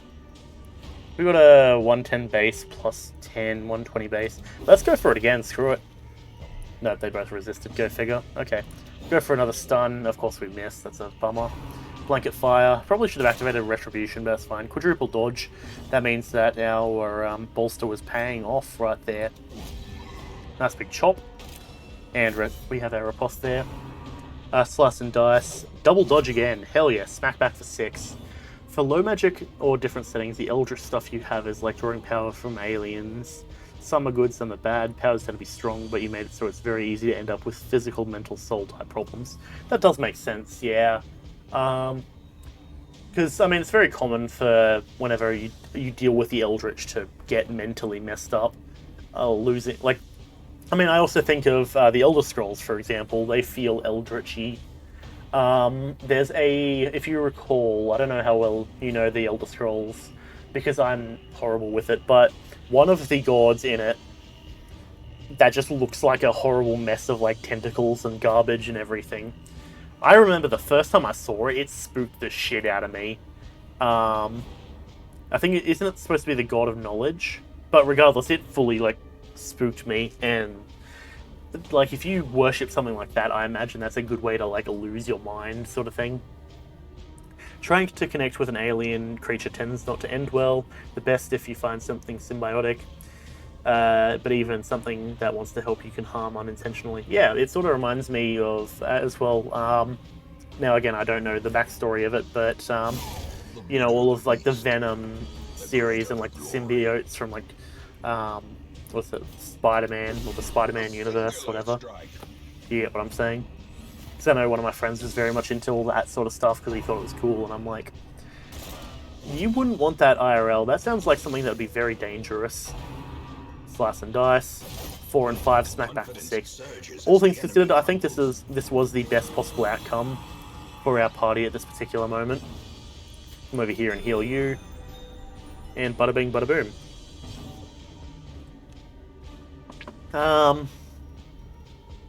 We can't actually hit him from back here, so I guess we'll just fan view. Nice, that went pretty well. Just get out of here. Rock up 8 damage from Blight off the bat. That's a good list of stuff, actually. Use the bandages. Nice, nice. Gold, trinkets and baubles. Paid for in blood. Paid for in blood. Yeah, symbiotic entities, most of the time it's not good. The closest being good. It's almost like domesticating, but yeah, almost like domesticating them with science first and trying to remove as many harmful components as possible. Still dangers persist. Yeah, exactly. At the end of the day, because there's always going to be some degree of balance. There's just looking at it as a DM perspective. Any kind of benefit also has to have some slight downside, unless it's like an inbuilt character thing. Guyver makes a organic armor suit for the wearer, however the symbiote will cannibalize the host to keep itself alive. Yeah, exactly. Slowly sapping blood, making the user lethargic, stuff like that. Not to mention the fact that, like, all of a sudden, the person themselves is finding themselves losing sleep over the situation, and not because they're stressed, but because, you know, it's actively, like, stopping them from sleeping. Just because, you know, a non-combative host is often, the most easy host to control. He'll also refuse to leave the host, so if someone says, give me the Guyver, I'll let you live. The Guyver unit will 100% disagree. Yeah, exactly, because at the end of the day, no one ever agrees in circumstances where they're like, give me this thing and I will let you live. It's like, no, you're not going to do that. I feel like I know how these things go, but yeah. If it's forcefully extracted, the host will be killed. Yeah, exactly. Like, that's, to be fair, that's like the standard scenario set up for, like, something like this to be done in a movie. Like, I can almost imagine this perfectly, which, to be fair, I don't know if you're referencing how the symbiotes work in Venom or in the Spider-Man universe or not. I haven't actually seen it. I don't watch movies too often, so I'm kind of bad with all that stuff. But, yeah, I get what you're saying, though. We'll Noxious Blast and hopefully proc it. Yep, there's the Blight procced. Cool, it's going to have its turn. The Nasher is there. We'll go for a Hue when we get a chance, which we're probably going to double miss. Nope, we hit. Nice. Ooh, we got the Overture box. Okay, I didn't realize that we were up to Overture box already. Alright, I guess let's take that then. Sure, why not? What's your bleed? 1 damage around, so you're going to take 1 bleed damage. Oh, boo-boo. Okay, crate is empty. But we do have a thing here that can open up our inventory. Infected corpse has been cleansed. Easy peasy. Nice.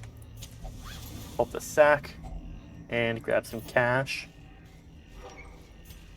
The symbiotic stuff from Spider-Man seems to have both their own innate intelligence and attitude, however it can start to influence the host. The guy who got Carnage was already insane, and Carnage itself was already crazy as hell. So pairing them together, yeah, that makes sense. And I imagine that at the same time as well, having a situation where they both have intelligence, it can seek out something that's going to amplify its abilities and its, mindset, I guess. We'll go for the stun, hopefully on front lad. Stun succeeds. And now we go for stun on the back too. Venom's host and Venom itself is more calm, however, it wanted to kill Spider-Man at an obsession level. So, the host wanted to kill Spider-Man, so the Venom went, yeah, sure, why not? Sounds good, alrighty then. Fair. That does make sense. And it's times like that when it's like, gotta question the sanity of the host itself, but I suppose when you're offered power, most people will take it. Like, questionably often, actually, when people are offered power, they'll take it. Unless it's like a very clear thing of like, why would I do that? Like, actually, now that I'm saying it, I think there's one specific time that in D&D a group of characters have been offered power, and there's one specific time where I know that they've turned it down, and it was because I was part of that party. But yeah, the thing is, the symbiote picks up on things like your thoughts and hormones. So if Spider-Man triggers you like crazy, it's going to make the symbiote go mad, because alarm bells ring like that. That does make sense, yeah. So inherently, and because at that point, if it's able to already sense your hormone levels, it's basically fully integrated into your body, which then justifiably means that trying to remove it's probably going to completely destroy the host as well, and that loops back around to what you were saying before. Oh boy, it's 9 o'clock, apparently time to wake up also. Luckily, quadruple dodge, very nice. Point blank shot on Aurum, 4 damage. Ha, joke's on you. I don't take much damage. Shank on Daka, 5 damage, smack back for 3. But yeah, that's fair. Yeah, we'll just... Bah! Okay, I guess we'll miss. Fantastic. Everything runs red. Chill, you're taking like 1 bleed damage a turn. It's all good. Bah! Crit. Hell yeah. Sure, let's come over here and blight you. Yep, 9 damage a turn. You're gone, and... Oh, they're both gone. Easy. Venom Carnage can be removed. But you don't know why. You really think the writers just went, we need a new character when we get bored, but we don't want to make another symbiote. That does make sense, yeah. It's like the, yeah, I'm trying to think of the right word for it, but I don't think I know the term. But yeah, I get what you're saying. Pristine Fountain. slurp up some good vibes and apparently get nothing from it. Okay, sure. Got a curio. Stashed heirlooms. Some more crests. Well, I don't really have any room for crests, so we're just going to leave them. Now we've got the trap here, 80, 70, 70. We'll get you to do it. High enough chance and stun, or not stun, stress removal. Yeah, to be fair, I don't know. Like that, yeah. I don't know any in-story justification, but at the same time, I guess it is what it is. You normally make it based on how much power, or how much you're using powers, what powers you have, how long it's been with you, etc. Yeah, I do actually remember now that we're talking about it. So, like I said, I had a friend of mine who was very much into the whole Venom story stuff, and I do actually remember he did at one point go out of his way to be like, "Hey, I found an entire D&D class based on Venom. I want to play it." And both myself and Mastermind, who you might have occasionally seen in chat and stuff, we're both like, no, that looks way too OP. Because, of course, that's also the same character who's been known to fudge dice rolls and overall just kind of be not the best player. Just as not the best person either, really. Like, I mean, to be fair, I could complain about him a bunch, but there's no point in doing that.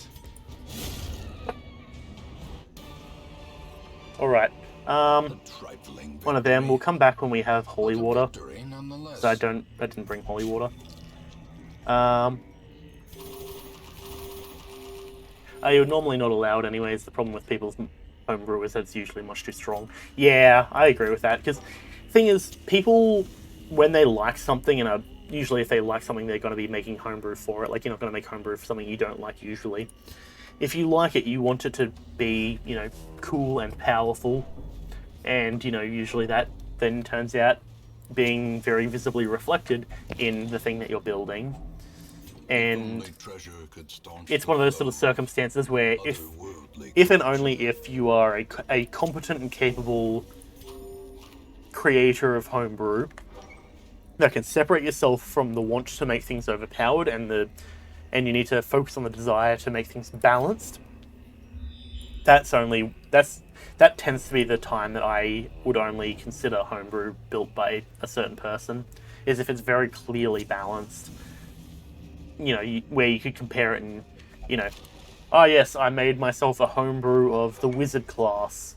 Okay, let's look at it. Oh yes, at level 3, you get +5 intelligence. What? No, but if it's like, at level 3 you get this thing that's small and, fits in with the game, I'm like, yeah, sure. Otherwise, you need to have every character class made by the person that should be balanced against each other. Yeah, exactly, and that comes into a circumstance where it's like, okay, compare them. Literally, like, play a game with character classes made specifically by that person. People who, like, do it as a one-shot, where you do it just do combat, level up, combat, level up, combat, level up, or something like that, to some degree, or, like, level up 3 times in one turn, and see roughly how it goes, and see what you feel like. And then be able to judge it based on that, I would say. But then that's not even considering that class compared to regular D&D stuff either. Let's bolster ourselves. But yeah, people... Ooh, I just crinked my neck weirdly. Ooh. But yeah, people often don't understand. It's like a common thing, because I watch a lot of Mario Maker sort of games and stuff. People don't... Well, when people are creating, say, a Mario level, because they already know how it all works, and in terms of D&D, they already know rough builds that they would go with. They presume that it's really easy, and they presume it's good.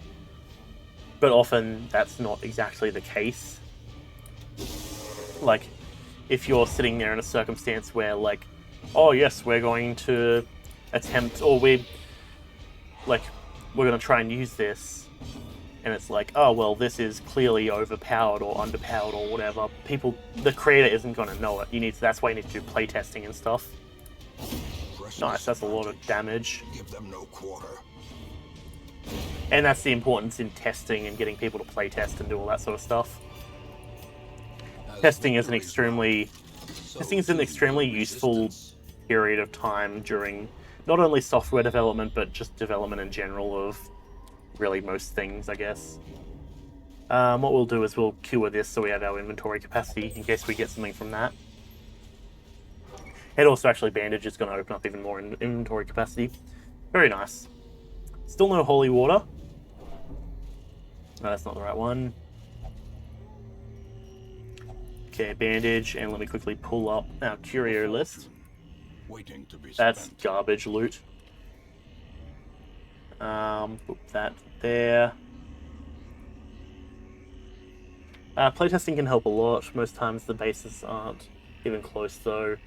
Even if you look at professional stuff, they often go, so what? Which you feel is crap considering people are buying their rule books. Yeah.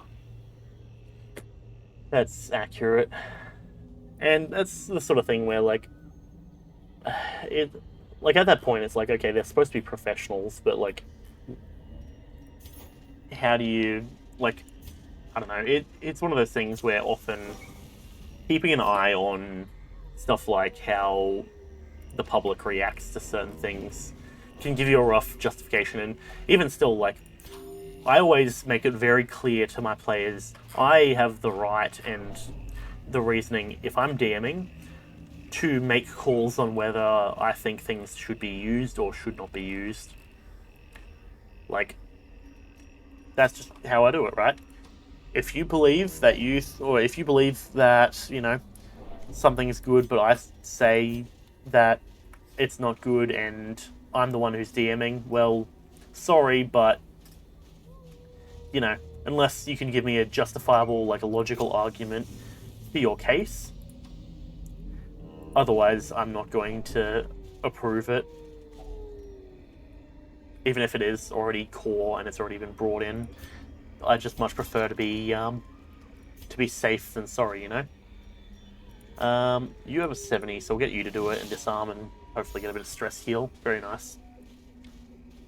And to be fair, I don't usually have to do that, but it's one of those sort of circumstances where I like to have it be known that I can do that if I decide that is what I want to do. You've had to fix almost everything from core so you understand. Yeah, exactly.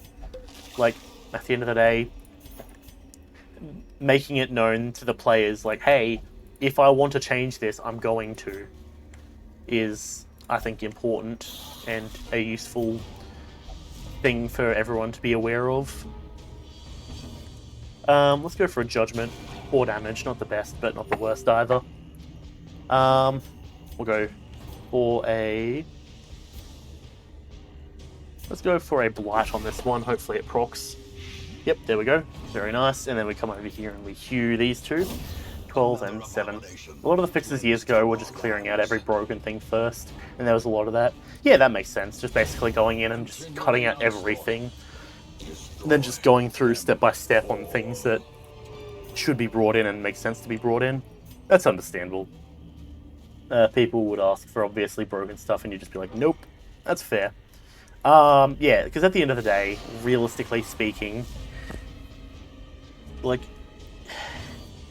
in the process of developing a campaign or an environment that could be seen as overpowered, being able to control and modify the stuff that you can do is extremely useful, and, well, frankly, everyone should understand that that is something that comes into the process of developing a world, especially if it's supposed to be difficult. But, having players that are understanding of that sort of stuff is also extremely important as well, I would say. Which, luckily, at least in my circumstance, I find that I'm generally surrounded by... Well, most of the boys are generally quite understanding when it comes to stuff like that. Also, that's a lot of damage I just did. Chop, 8 damage, not bad. Rend the marked. Luckily it missed. Hell yeah. Let's activate our riposte. 1 damage. You went through a lot of players before you found people you wanted to game with constantly. Sadly, everyone moved away. Yeah, that's definitely a rest in peace, a ripperoni. Like, I'm actually sort of getting into that position now where, like, because everyone that I play D&D with is like people that I went to high school with, and it's starting to definitely get to that position where people are starting to, like, you know, move away and do their own thing. And as much as it's a bummer, it's like, okay, that's to be expected, all things considered. But it is still definitely, like, a bit of a bummer. Just like, oh, looks like I'm not able to play D&D with this group anymore. Oh well, sort of thing. But, no, as of recently, especially going into Christmas time, we've luckily been able to hang out pretty often. Also, I'm surprised, I thought that was going down. Okay, I guess not. Well, guess we'll heal you. But yeah, at the end of the day, it's the whole thing. Coriolanus, what's up? There are no ways to play online, or is it a pain in the ass? On this, I don't believe... Oh no, there is a way to play online, but it's PvP. So that's your Butcher's Circus DLC. It's a free DLC that came... Well, that was released a while ago. But in terms of playing cooperatively, I don't believe that's possible. At least not to my memory. Ooh. Secret tunnel. Oh, in D&D specifically. Yeah, generally there are ways to play online, doing stuff through like Roll20 and Discord and all that sort of stuff. I'm not entirely the fondest of playing D&D online. I'm always down for it, but it's one of those things where I know for a fact that a lot of my players like having, you know, maps in front of them and tangible things that they can touch and, you know, stuff like that. So without that, my players tend to lose interest pretty quickly, which is a bit of a bummer, but it is what it is. Also rip.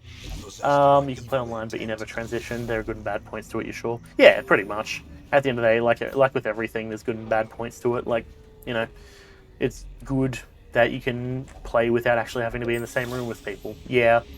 On the other hand, though, as well, you know, there's plenty of downsides to it as well. If you have a bad audio quality, or, you know, you're in a circumstance where people don't have mics, or, you know, this or that or whatever, you get the idea. There's a lot of goods and bads that come with it, and you need to be prepared.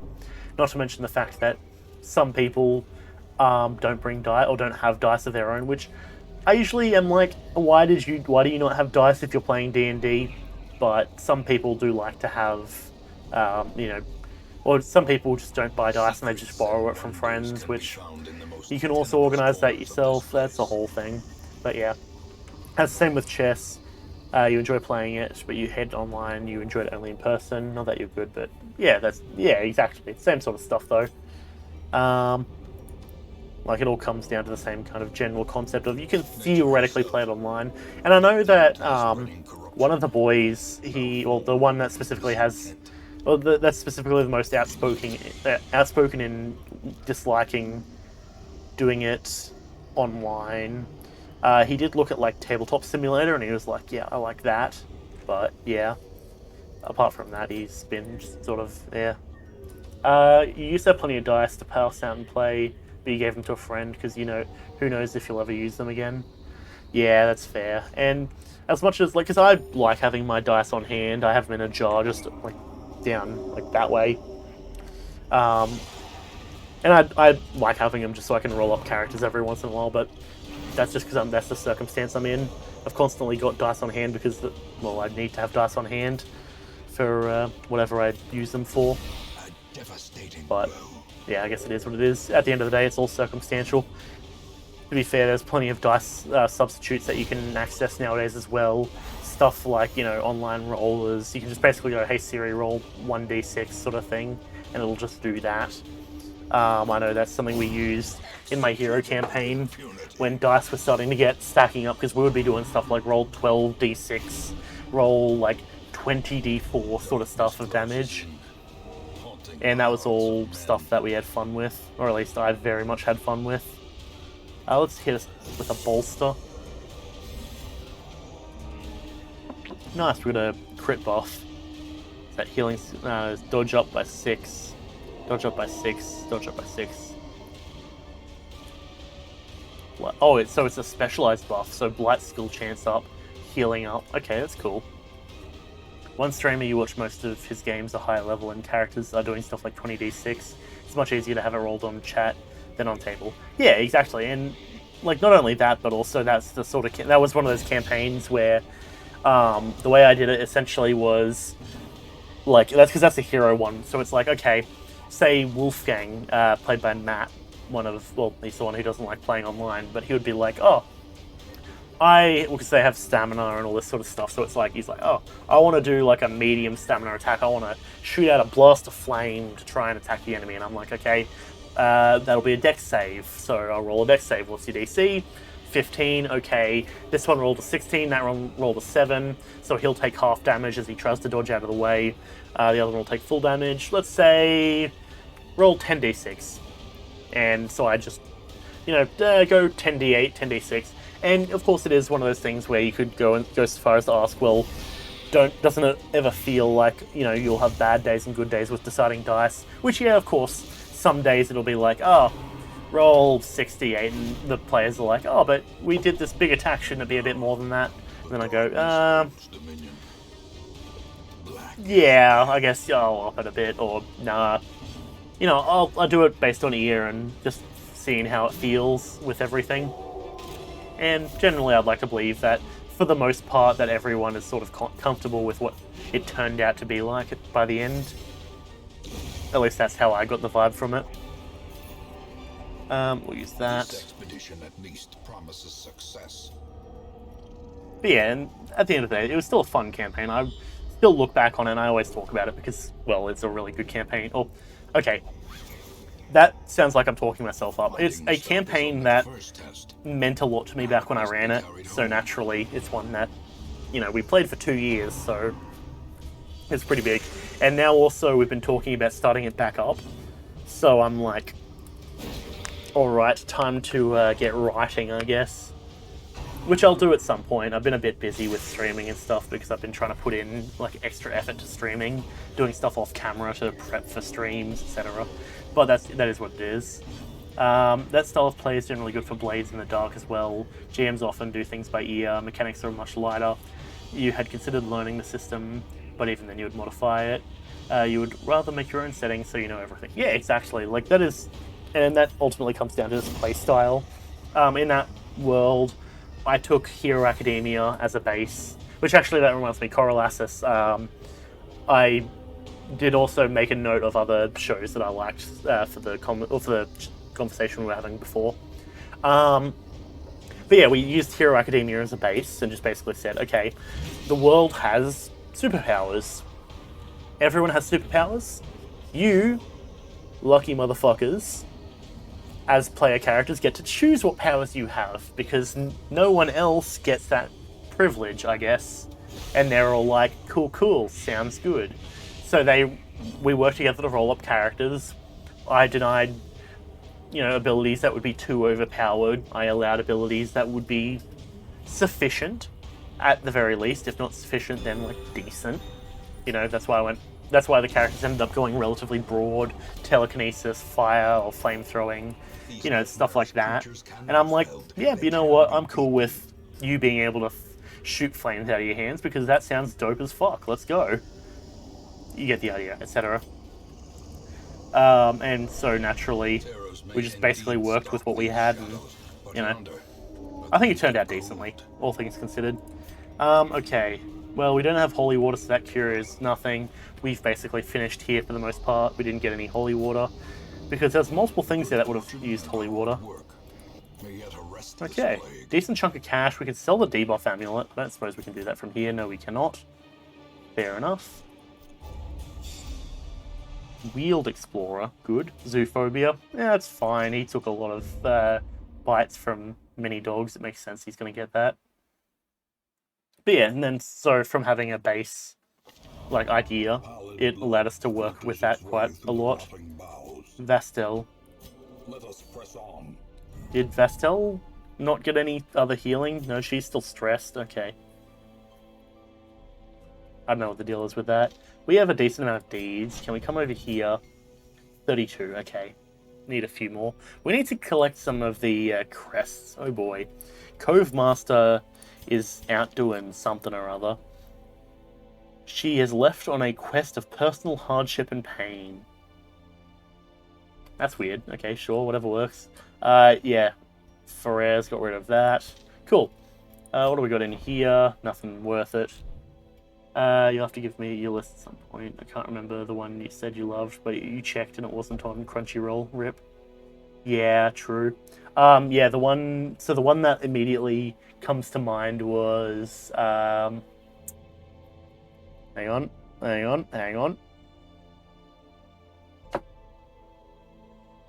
Why am I blanking on the name? Damn it. Ah, it's such a good show as well. Grimgar Fantasy and Ash, that's the one. Bada bing. Which, hang on, I'll quickly... there's no way I can quickly do that on stream. That would be efficient. But, really good show. Yeah. Other shows that I liked, Shield Hero, that was one I very much enjoyed. I know a lot of people didn't like Shield Hero because of the whole thing of, like, you know, the main character at the start, mainly episode 1, and I can't stand episode 1, I hate it, but the rest of the entire show, I'm like, good show, I like, it's good stuff. But yeah, that's the whole thing. Oh boy, we got a couple of people leveling up. You found the clocks in BITD are not as expansive as you would like. Firstly, you'd make all clocks start at neutral 0. You work in slices to go positive and negative. Slices would indicate small/bigger favors, rewards and penalties, and the only completing of a clock would get the big reward/penalty. I'm not. To be fair, I don't remember I'm not entirely sure what you mean by BITD, but fair. You know how money is abstract. We'll make clocks another type of currency. Okay, that's Blaze in the Dark. Right, gotcha. Yep, that makes sense. Yeah, I could see that. To be fair, actually, I saw a show. Oh, not a show. A YouTube video. What was her name? It was There's some person. She was talking about using Electrum as like an underground black market trading thing for magical artifacts, so that way they could be regulated. It was an interesting concept, and I didn't really get too far into it, but I could definitely see some potential in it. You just need to be careful with how you set it up, I would imagine. Daka and Aurum.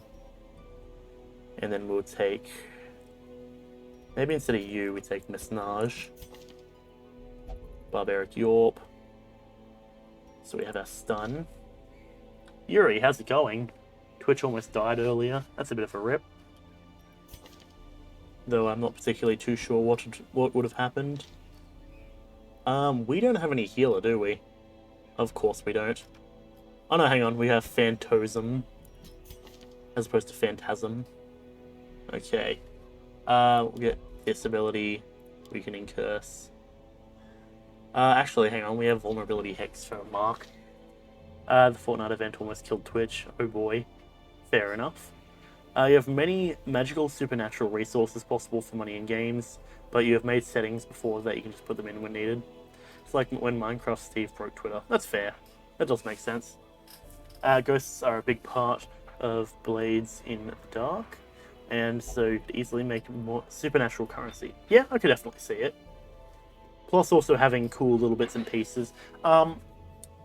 In Coraline, I remember that there's a whole thing with that like little coin thing she got, or like the little triangle that allowed her to like see the like orbs that she was looking for. Having some degree of like, you know, just some default like little triangular coin that has a circle in the center could be kind of cool. You look through it, and depending on how much you look through, like say you stack up like, you know, 100 of them, or maybe not 100, say 10 of them, you can see things that have some benefit of that variety. I don't know. It's a whole thing. Was that references? Ada's Stones? Yeah, that might be. I don't particularly recall what Ada's... They let you see supernatural stuff or past illusions. Yeah, okay, that makes sense. That I could presumably see that sort of thing happening. Like, it sounds about right. My memory on it is a little bit fuzzy just because I haven't watched Coraline for quite a while, but yeah, I could definitely see that being a thing. Snage.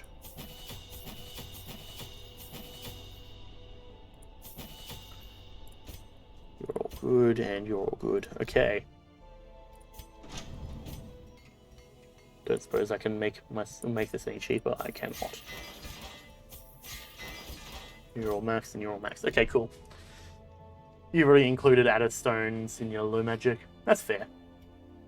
Yeah, because it's always stuff like that that feel kind of cool to me. Like having something that you can actually use to have an awesome effect, I imagine. I don't know, I like stuff like that. Especially when it's very subtly implemented. Detecting problems is often the first part of avoiding horrible things. Very true, very true. Which is especially accurate in this game as well, because, you know, the whole thing of scouting to prevent yourself from getting destroyed by an enemy, or a set of enemies, if you can do so. We have you getting that. You get the Chi-Urchin's Charm. And then we go scouting and speed down on the first round.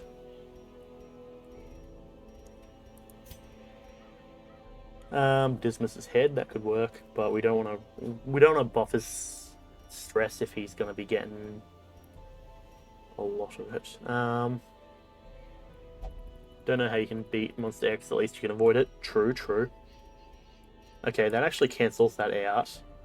So he'll have 10 prot, 15 max HP, and a bit of extra stress. No, that's not that good, actually. Dodge, down accuracy. We don't want to down accuracy. We'll just give him extra damage.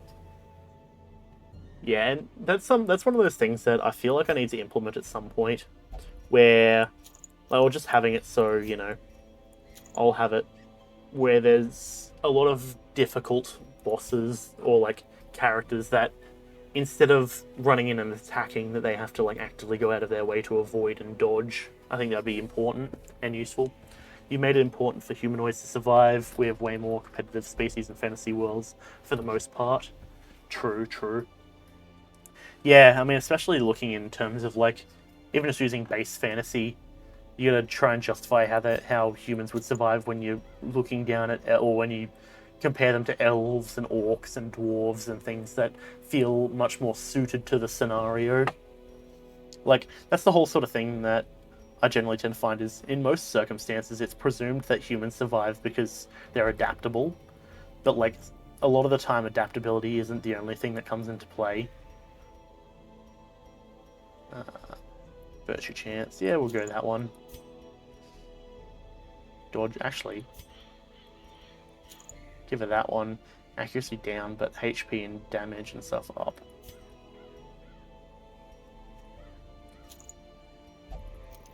Dodge down, we'll give you that.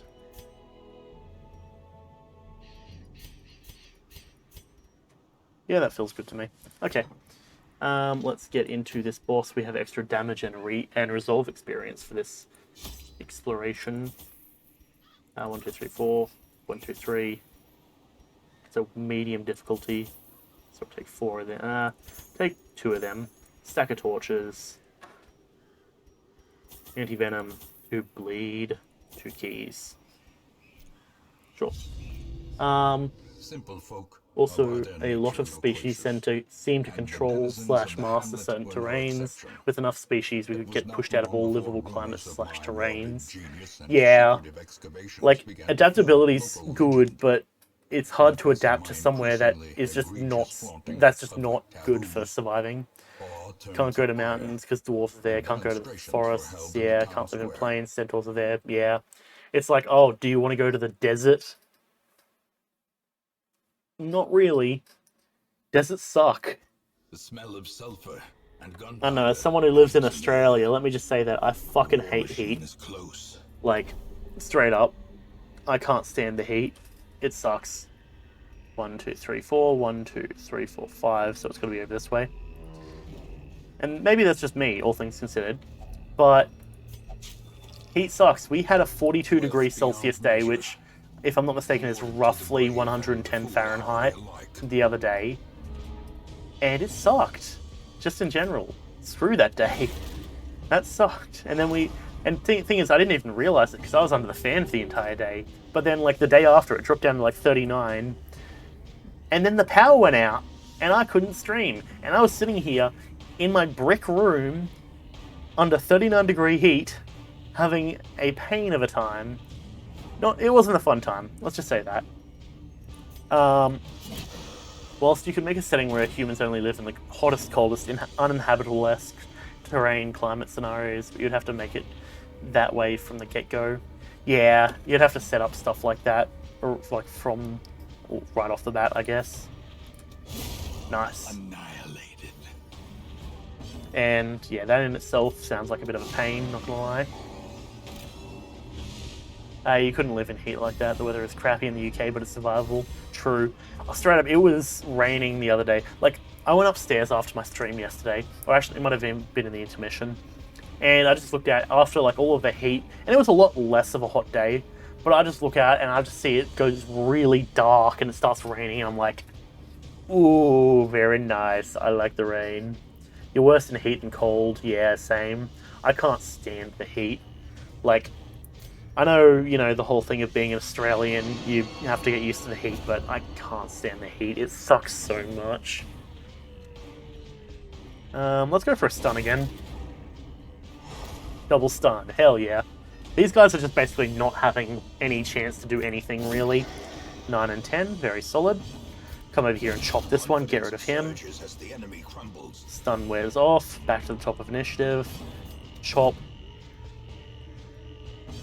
Also, the interesting thing I did actually notice, and I think I pointed this out, but if you look in the glossary and you go down to speed, it does actually mention initiative, which is quite cool. Where is it? Speed. Short for speed influences that initiative is re-rolled each round per combatant. I was like, ah, cool. Vulnerability hex. Being used to it does not mean you enjoy it or even are truly suited to it. It's like having calluses from pain. True. That's very true. You were in Budapest for the Szüzsét festival, and you camped the full 7 days. You were up at 6:30 every day with how hot it would get, and you couldn't stand it. It's there, you're just more adjusted to the crappiness. Yeah, pretty much. That sounds horrible. Like, because the thing is, like, well, I suppose it depends on what time I go to bed, but I generally hate the heat, and then having to get up early and spend all day in the heat sounds like a horrible time. Like, it just sounds like pain and misery and garbage. And, but fair. I mean, hey, at least I'm hoping it was at least an interesting experience. That at least is hopefully better than it being a horrible experience, I guess.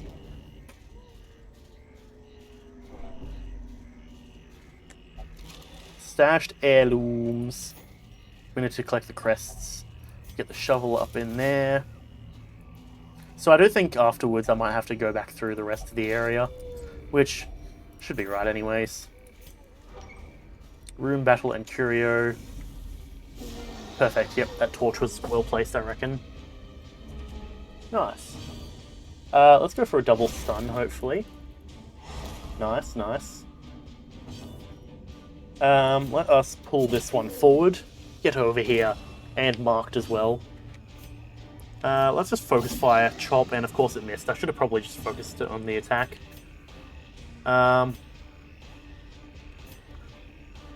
Let us just do this, I guess.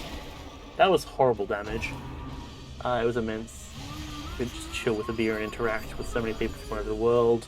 You're lucky to have the weather you did because it just rained the whole week the previous year. You just know it's heat you couldn't live in. That does make sense, yeah. Nothing like getting to meet and talk to a bunch of people. Like, I don't know, back a couple of years ago I would have hated that, but nowadays I'm like, yeah, let's just talk to everyone.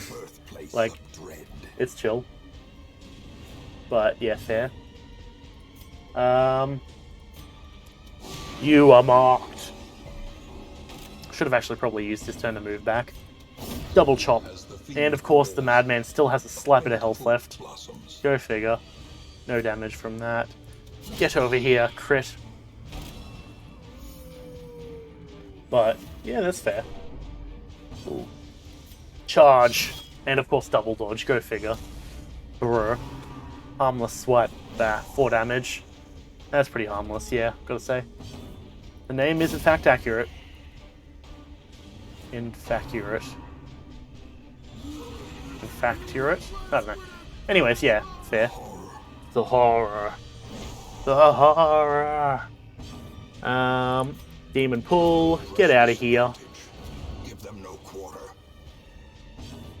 And you consider yourself marked. And chop. 6 damage, not bad. And you continue to be marked. Double mark. 1 for each eye. But now we triple mark. The ground quakes. And then we just chop and we crit. That's pretty good. I don't think the mark actually does anything to the crit chance, but hey, it worked. Be wary. Okay. Triumphant What pride was precipitates a dizzying this little thing here? Stress heal for 30? Sure. There you go. Nice, solid stress heal. Scout. We're in battle with Curia. Okay, we can do that later on. Ooh, we got a thingy up here, troubling.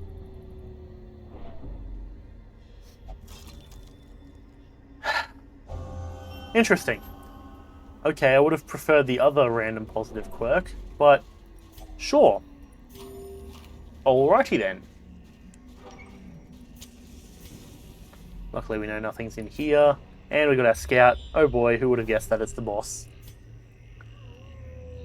Okay, let's pop a torch. Let's see what we got. I mean, there's no harm in just going for it, but I suppose camping is probably the way to go. Gathered close in tenuous firelight, an uneasy companionship. Okay, a scouting chance, surprise. Don't really need to worry about any of that. Just, I guess we chill her out.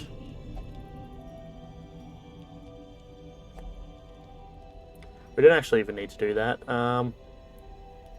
Yeah, we could bring her forward. Sure. Ooh, ooh, ha, ha. Scout ahead and tracking, sure. And we'll sleep for the night. The match is struck. A blazing star is born. And upwards we go.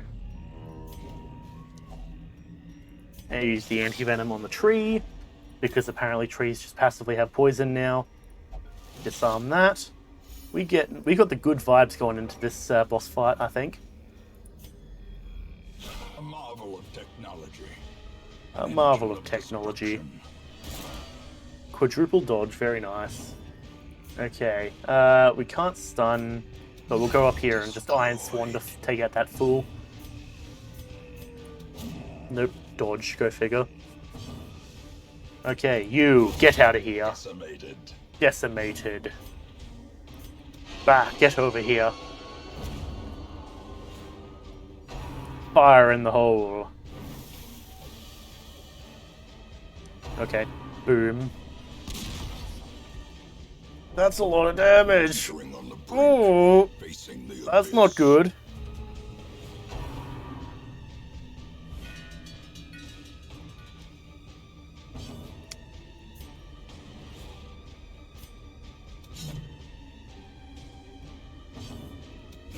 Get out of here. Falls. Chop. Okay, oh boy. You need to self-heal immediately. Oh man. Reinforcements. Oh, it just calls for that guy. Okay. Self-heal yourself, please. Nice. Solid crit. Okay, I guess he'll dodge, sure. Chop. Really? There we go. On, fiend. Reinforcements. I'm fine with that because it's just going to summon in that guy. So if we can take him out first, which we can, then that means we can just focus fire on taking this out. Solid 14 damage. We'll come over here and heal this man. You You were going to say as long as a cultist makes it, you'll take him. As for being named after. Yeah, that sounds good to me. I'm cool with that. Also, Kenny, feel free to, if you see someone, apart from Reynold, Dismas, Max, and possibly the occultist, if you see anyone else that you would like to have named after you, feel free to let me know, because that is also a thing that I can do. What we'll do is we'll mark this. But yeah, he should make it at this rate. Executed with impunity. I seem to remember, I thought the reinforcements summoned a bunch of people, but I guess not. That's all good with me. 12 damage, nice solid chunk of damage. 10 damage now. Reinforcements. Okay, yeah, that's summoned in a few people. Okay. To be fair, we could probably just focus fire on that, but I like taking out these fools. Bah! 9-11. Yeah, this looks pretty solid. Yeah, that first attack was brutal, but now that we're taking them out, it should be right. Oh, feast on your heart! And chop, 14 damage. Yeah, this is easy peasy. Reinforcements. I can just focus fire. Okay, easy. Get out of here. Dragons are undone. Our family crest is once again a symbol of strength. Very nice indeed. That had me concerned for a moment. Oh boy. Let's come back here and let's check out some other stuff. Room battles and curios and all that sort of stuff. Let's give you a bunch of food. Yeah, I can name him if you want.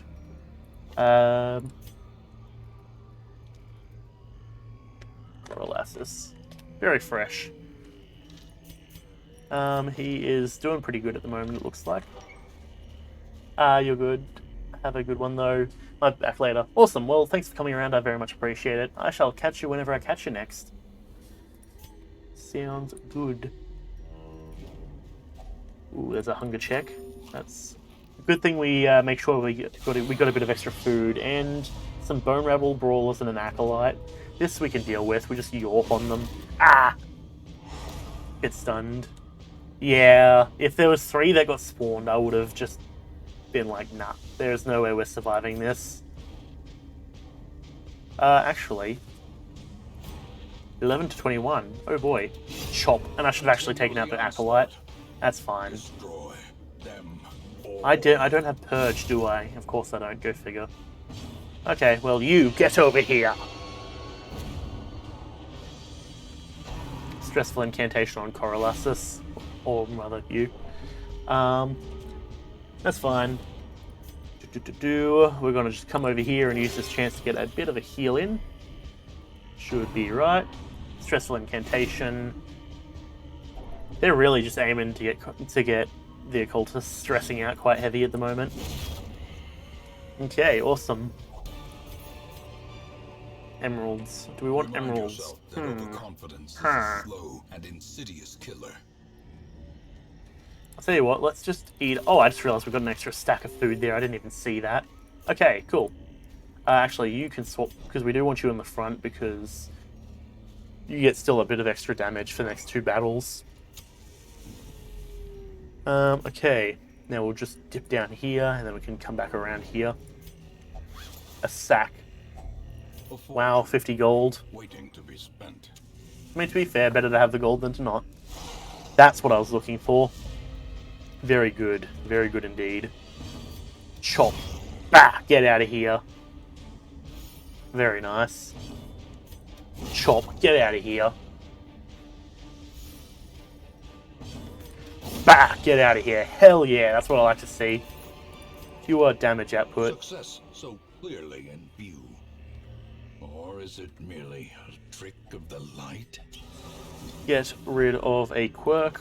Demonomania. Very nice. That's the one that was locked in as well, so that's good for me. It means I don't need to spend that gold to get rid of that. Very fresh indeed. Okay. So yeah, that's specifically one of the curios that I was looking for. We can occasionally find other ones that give us good stuff. What other stuff can we see? Oh, there's a trap here. Oh boy. You can handle that, young miss. Young lass. Almost called her a young mass, and that probably wouldn't have gone over too well. It's fine. Our Hellions always tend to do pretty well. Apparently, it's a quite decisive thing. A lot of people don't like the leper, apparently, which, to be fair, I get it, right? He is only useful in the front two for taking on things in the front two. I understand that. But, like, at the same time, you can often move things around and clear out corpses and all that sort of stuff, so I'm not too worried about it, but I do know a lot of people can't stand the leper, and I'm just like, bruh, he's not that bad. Never mind, he's the worst. Nah, I'm joking, but... like, I understand their points, but a lot of the time it's like, you know, he's not that bad. We've got one shovel. Okay, you know what? Screw it. We'll use the shovel here. Finding the stuff is only the first test. Now it must be carried on. Take that. That feels about right to me. Cool. Because since we know there's an obstacle there, we can just not bother going over that way. Ooh, medicinal herbs. Very nice. Bit of extra food for munching upon. Delicious. There's our combat. 2 rabble and a Nasher. We should be able to take this on pretty easily. Bonk. That's a lot of damage. Rabid Rush on Coriolanus. And he's now got rabies. All things considered, that's not the worst. Bonk. And now we bonk. Good stuff. That went pretty well. I'm going to also quickly adjust my camera. Brought low and driven into the mud. There we go. Just bring it a tad lower. Just so that way it, you know, I can actually gesture and do stuff with my hands. Should be good. So, it looks like you can see my bin in the background. Push that over there. Okay, what do we got here? A curio, a battle. Yeah, sure, eat it. Do it, you won't. Ba-ba. Bit of extra food. And combat time. We're about to have to drop the light down quite heavily. Actually, to be fair, we can probably do that. Stun. Give me a moment. Okay. Not bad. We'll come over here and chop, and of course dodge because missing. Spit on the Hellion. Bit of blight. That's fine. She can handle it. She's a big lass. Chop and double dodge. You're kidding me. 4 damage. Get over here. Web shot on Ferreris. Mark. Maybe not the best because now he's going to get bitten. 6 damage. Ooh. Yikes. You. Feel yourself targeted. You're going to give him Mark? Well, we can give you Mark back. And then we can capitalize on it. You. Get out of here. Sounds good. That's fair. I should... Oh, I was going to say, I actually thought I was out of coffee, but I am not. I still have a bit here. A trifling victory, but a victory nonetheless. Onwards we move. Another shovel thing here. Bummer. We don't have a shovel, of course, because why wouldn't we? Why would we, rather? I mean, if we get a shovel over here, we might be able to come back with it. Because otherwise, if we don't have a shovel, there's no point doing that. Cultist Acolytes. Eldritch Pull. Fair. Get out of here, chop. You, get over here. Mark. Move forward. That's a wasted turn from him. Groping swipe. Harmless swipe. 3 damage, that's fine. You, get over here. Another fool for the fire. Eldritch Push on Aurum. Luckily, he's a big lad and has move resist. That's fine with me. We come in for a double chop, 7 and 7. That's cool. Now we finish off that Cultist Acolyte. Get over here! Now we come over here and we go for a big old mark on this fool. Consider yourself marked. Groping Swipe on Aurum, 4 damage. Okay, we're just going to spend this turn moving forward. You are going to heal up our Hellion, 4 health. Not the best, not the worst. You. Nice solid chop. Taking out one of them, and now we follow it through. Get done, son. As victories mount, so too will resistance. Yeah, we'll grab that. Then we'll use the skeleton key. A handsome reward for a task well performed. Nice, okay. Quest completed. Good stuff. I like to think we did pretty well there. We got the Hero's Ring as well. Nice, 8,000. We've got a lot of crests and a lot more deeds. Very nice. Wheeled Adventurer. A Blutomania. Huh, interesting. Good to remember that because that's actually what Furore has. Photomania. Very nice. Good stuff. A Bluto. Ablutions. Cleaning. Yeah, that makes sense. I do understand the root of the word. We dug for months, years. Cove Master's still out. And we were rewarded with madness. Nice. Aurum is now level 3. Okay, I'll tell you what. We are going to wrap up this episode. And then we are going to move into the next episode. So if you are here in the stream, feel free to stick around when I wrap up the recording. So as always, if you've been here, I very much appreciate it. If you've been here for a minute, a moment, or the entire stream, I very much appreciate it. Thank you and goodbye.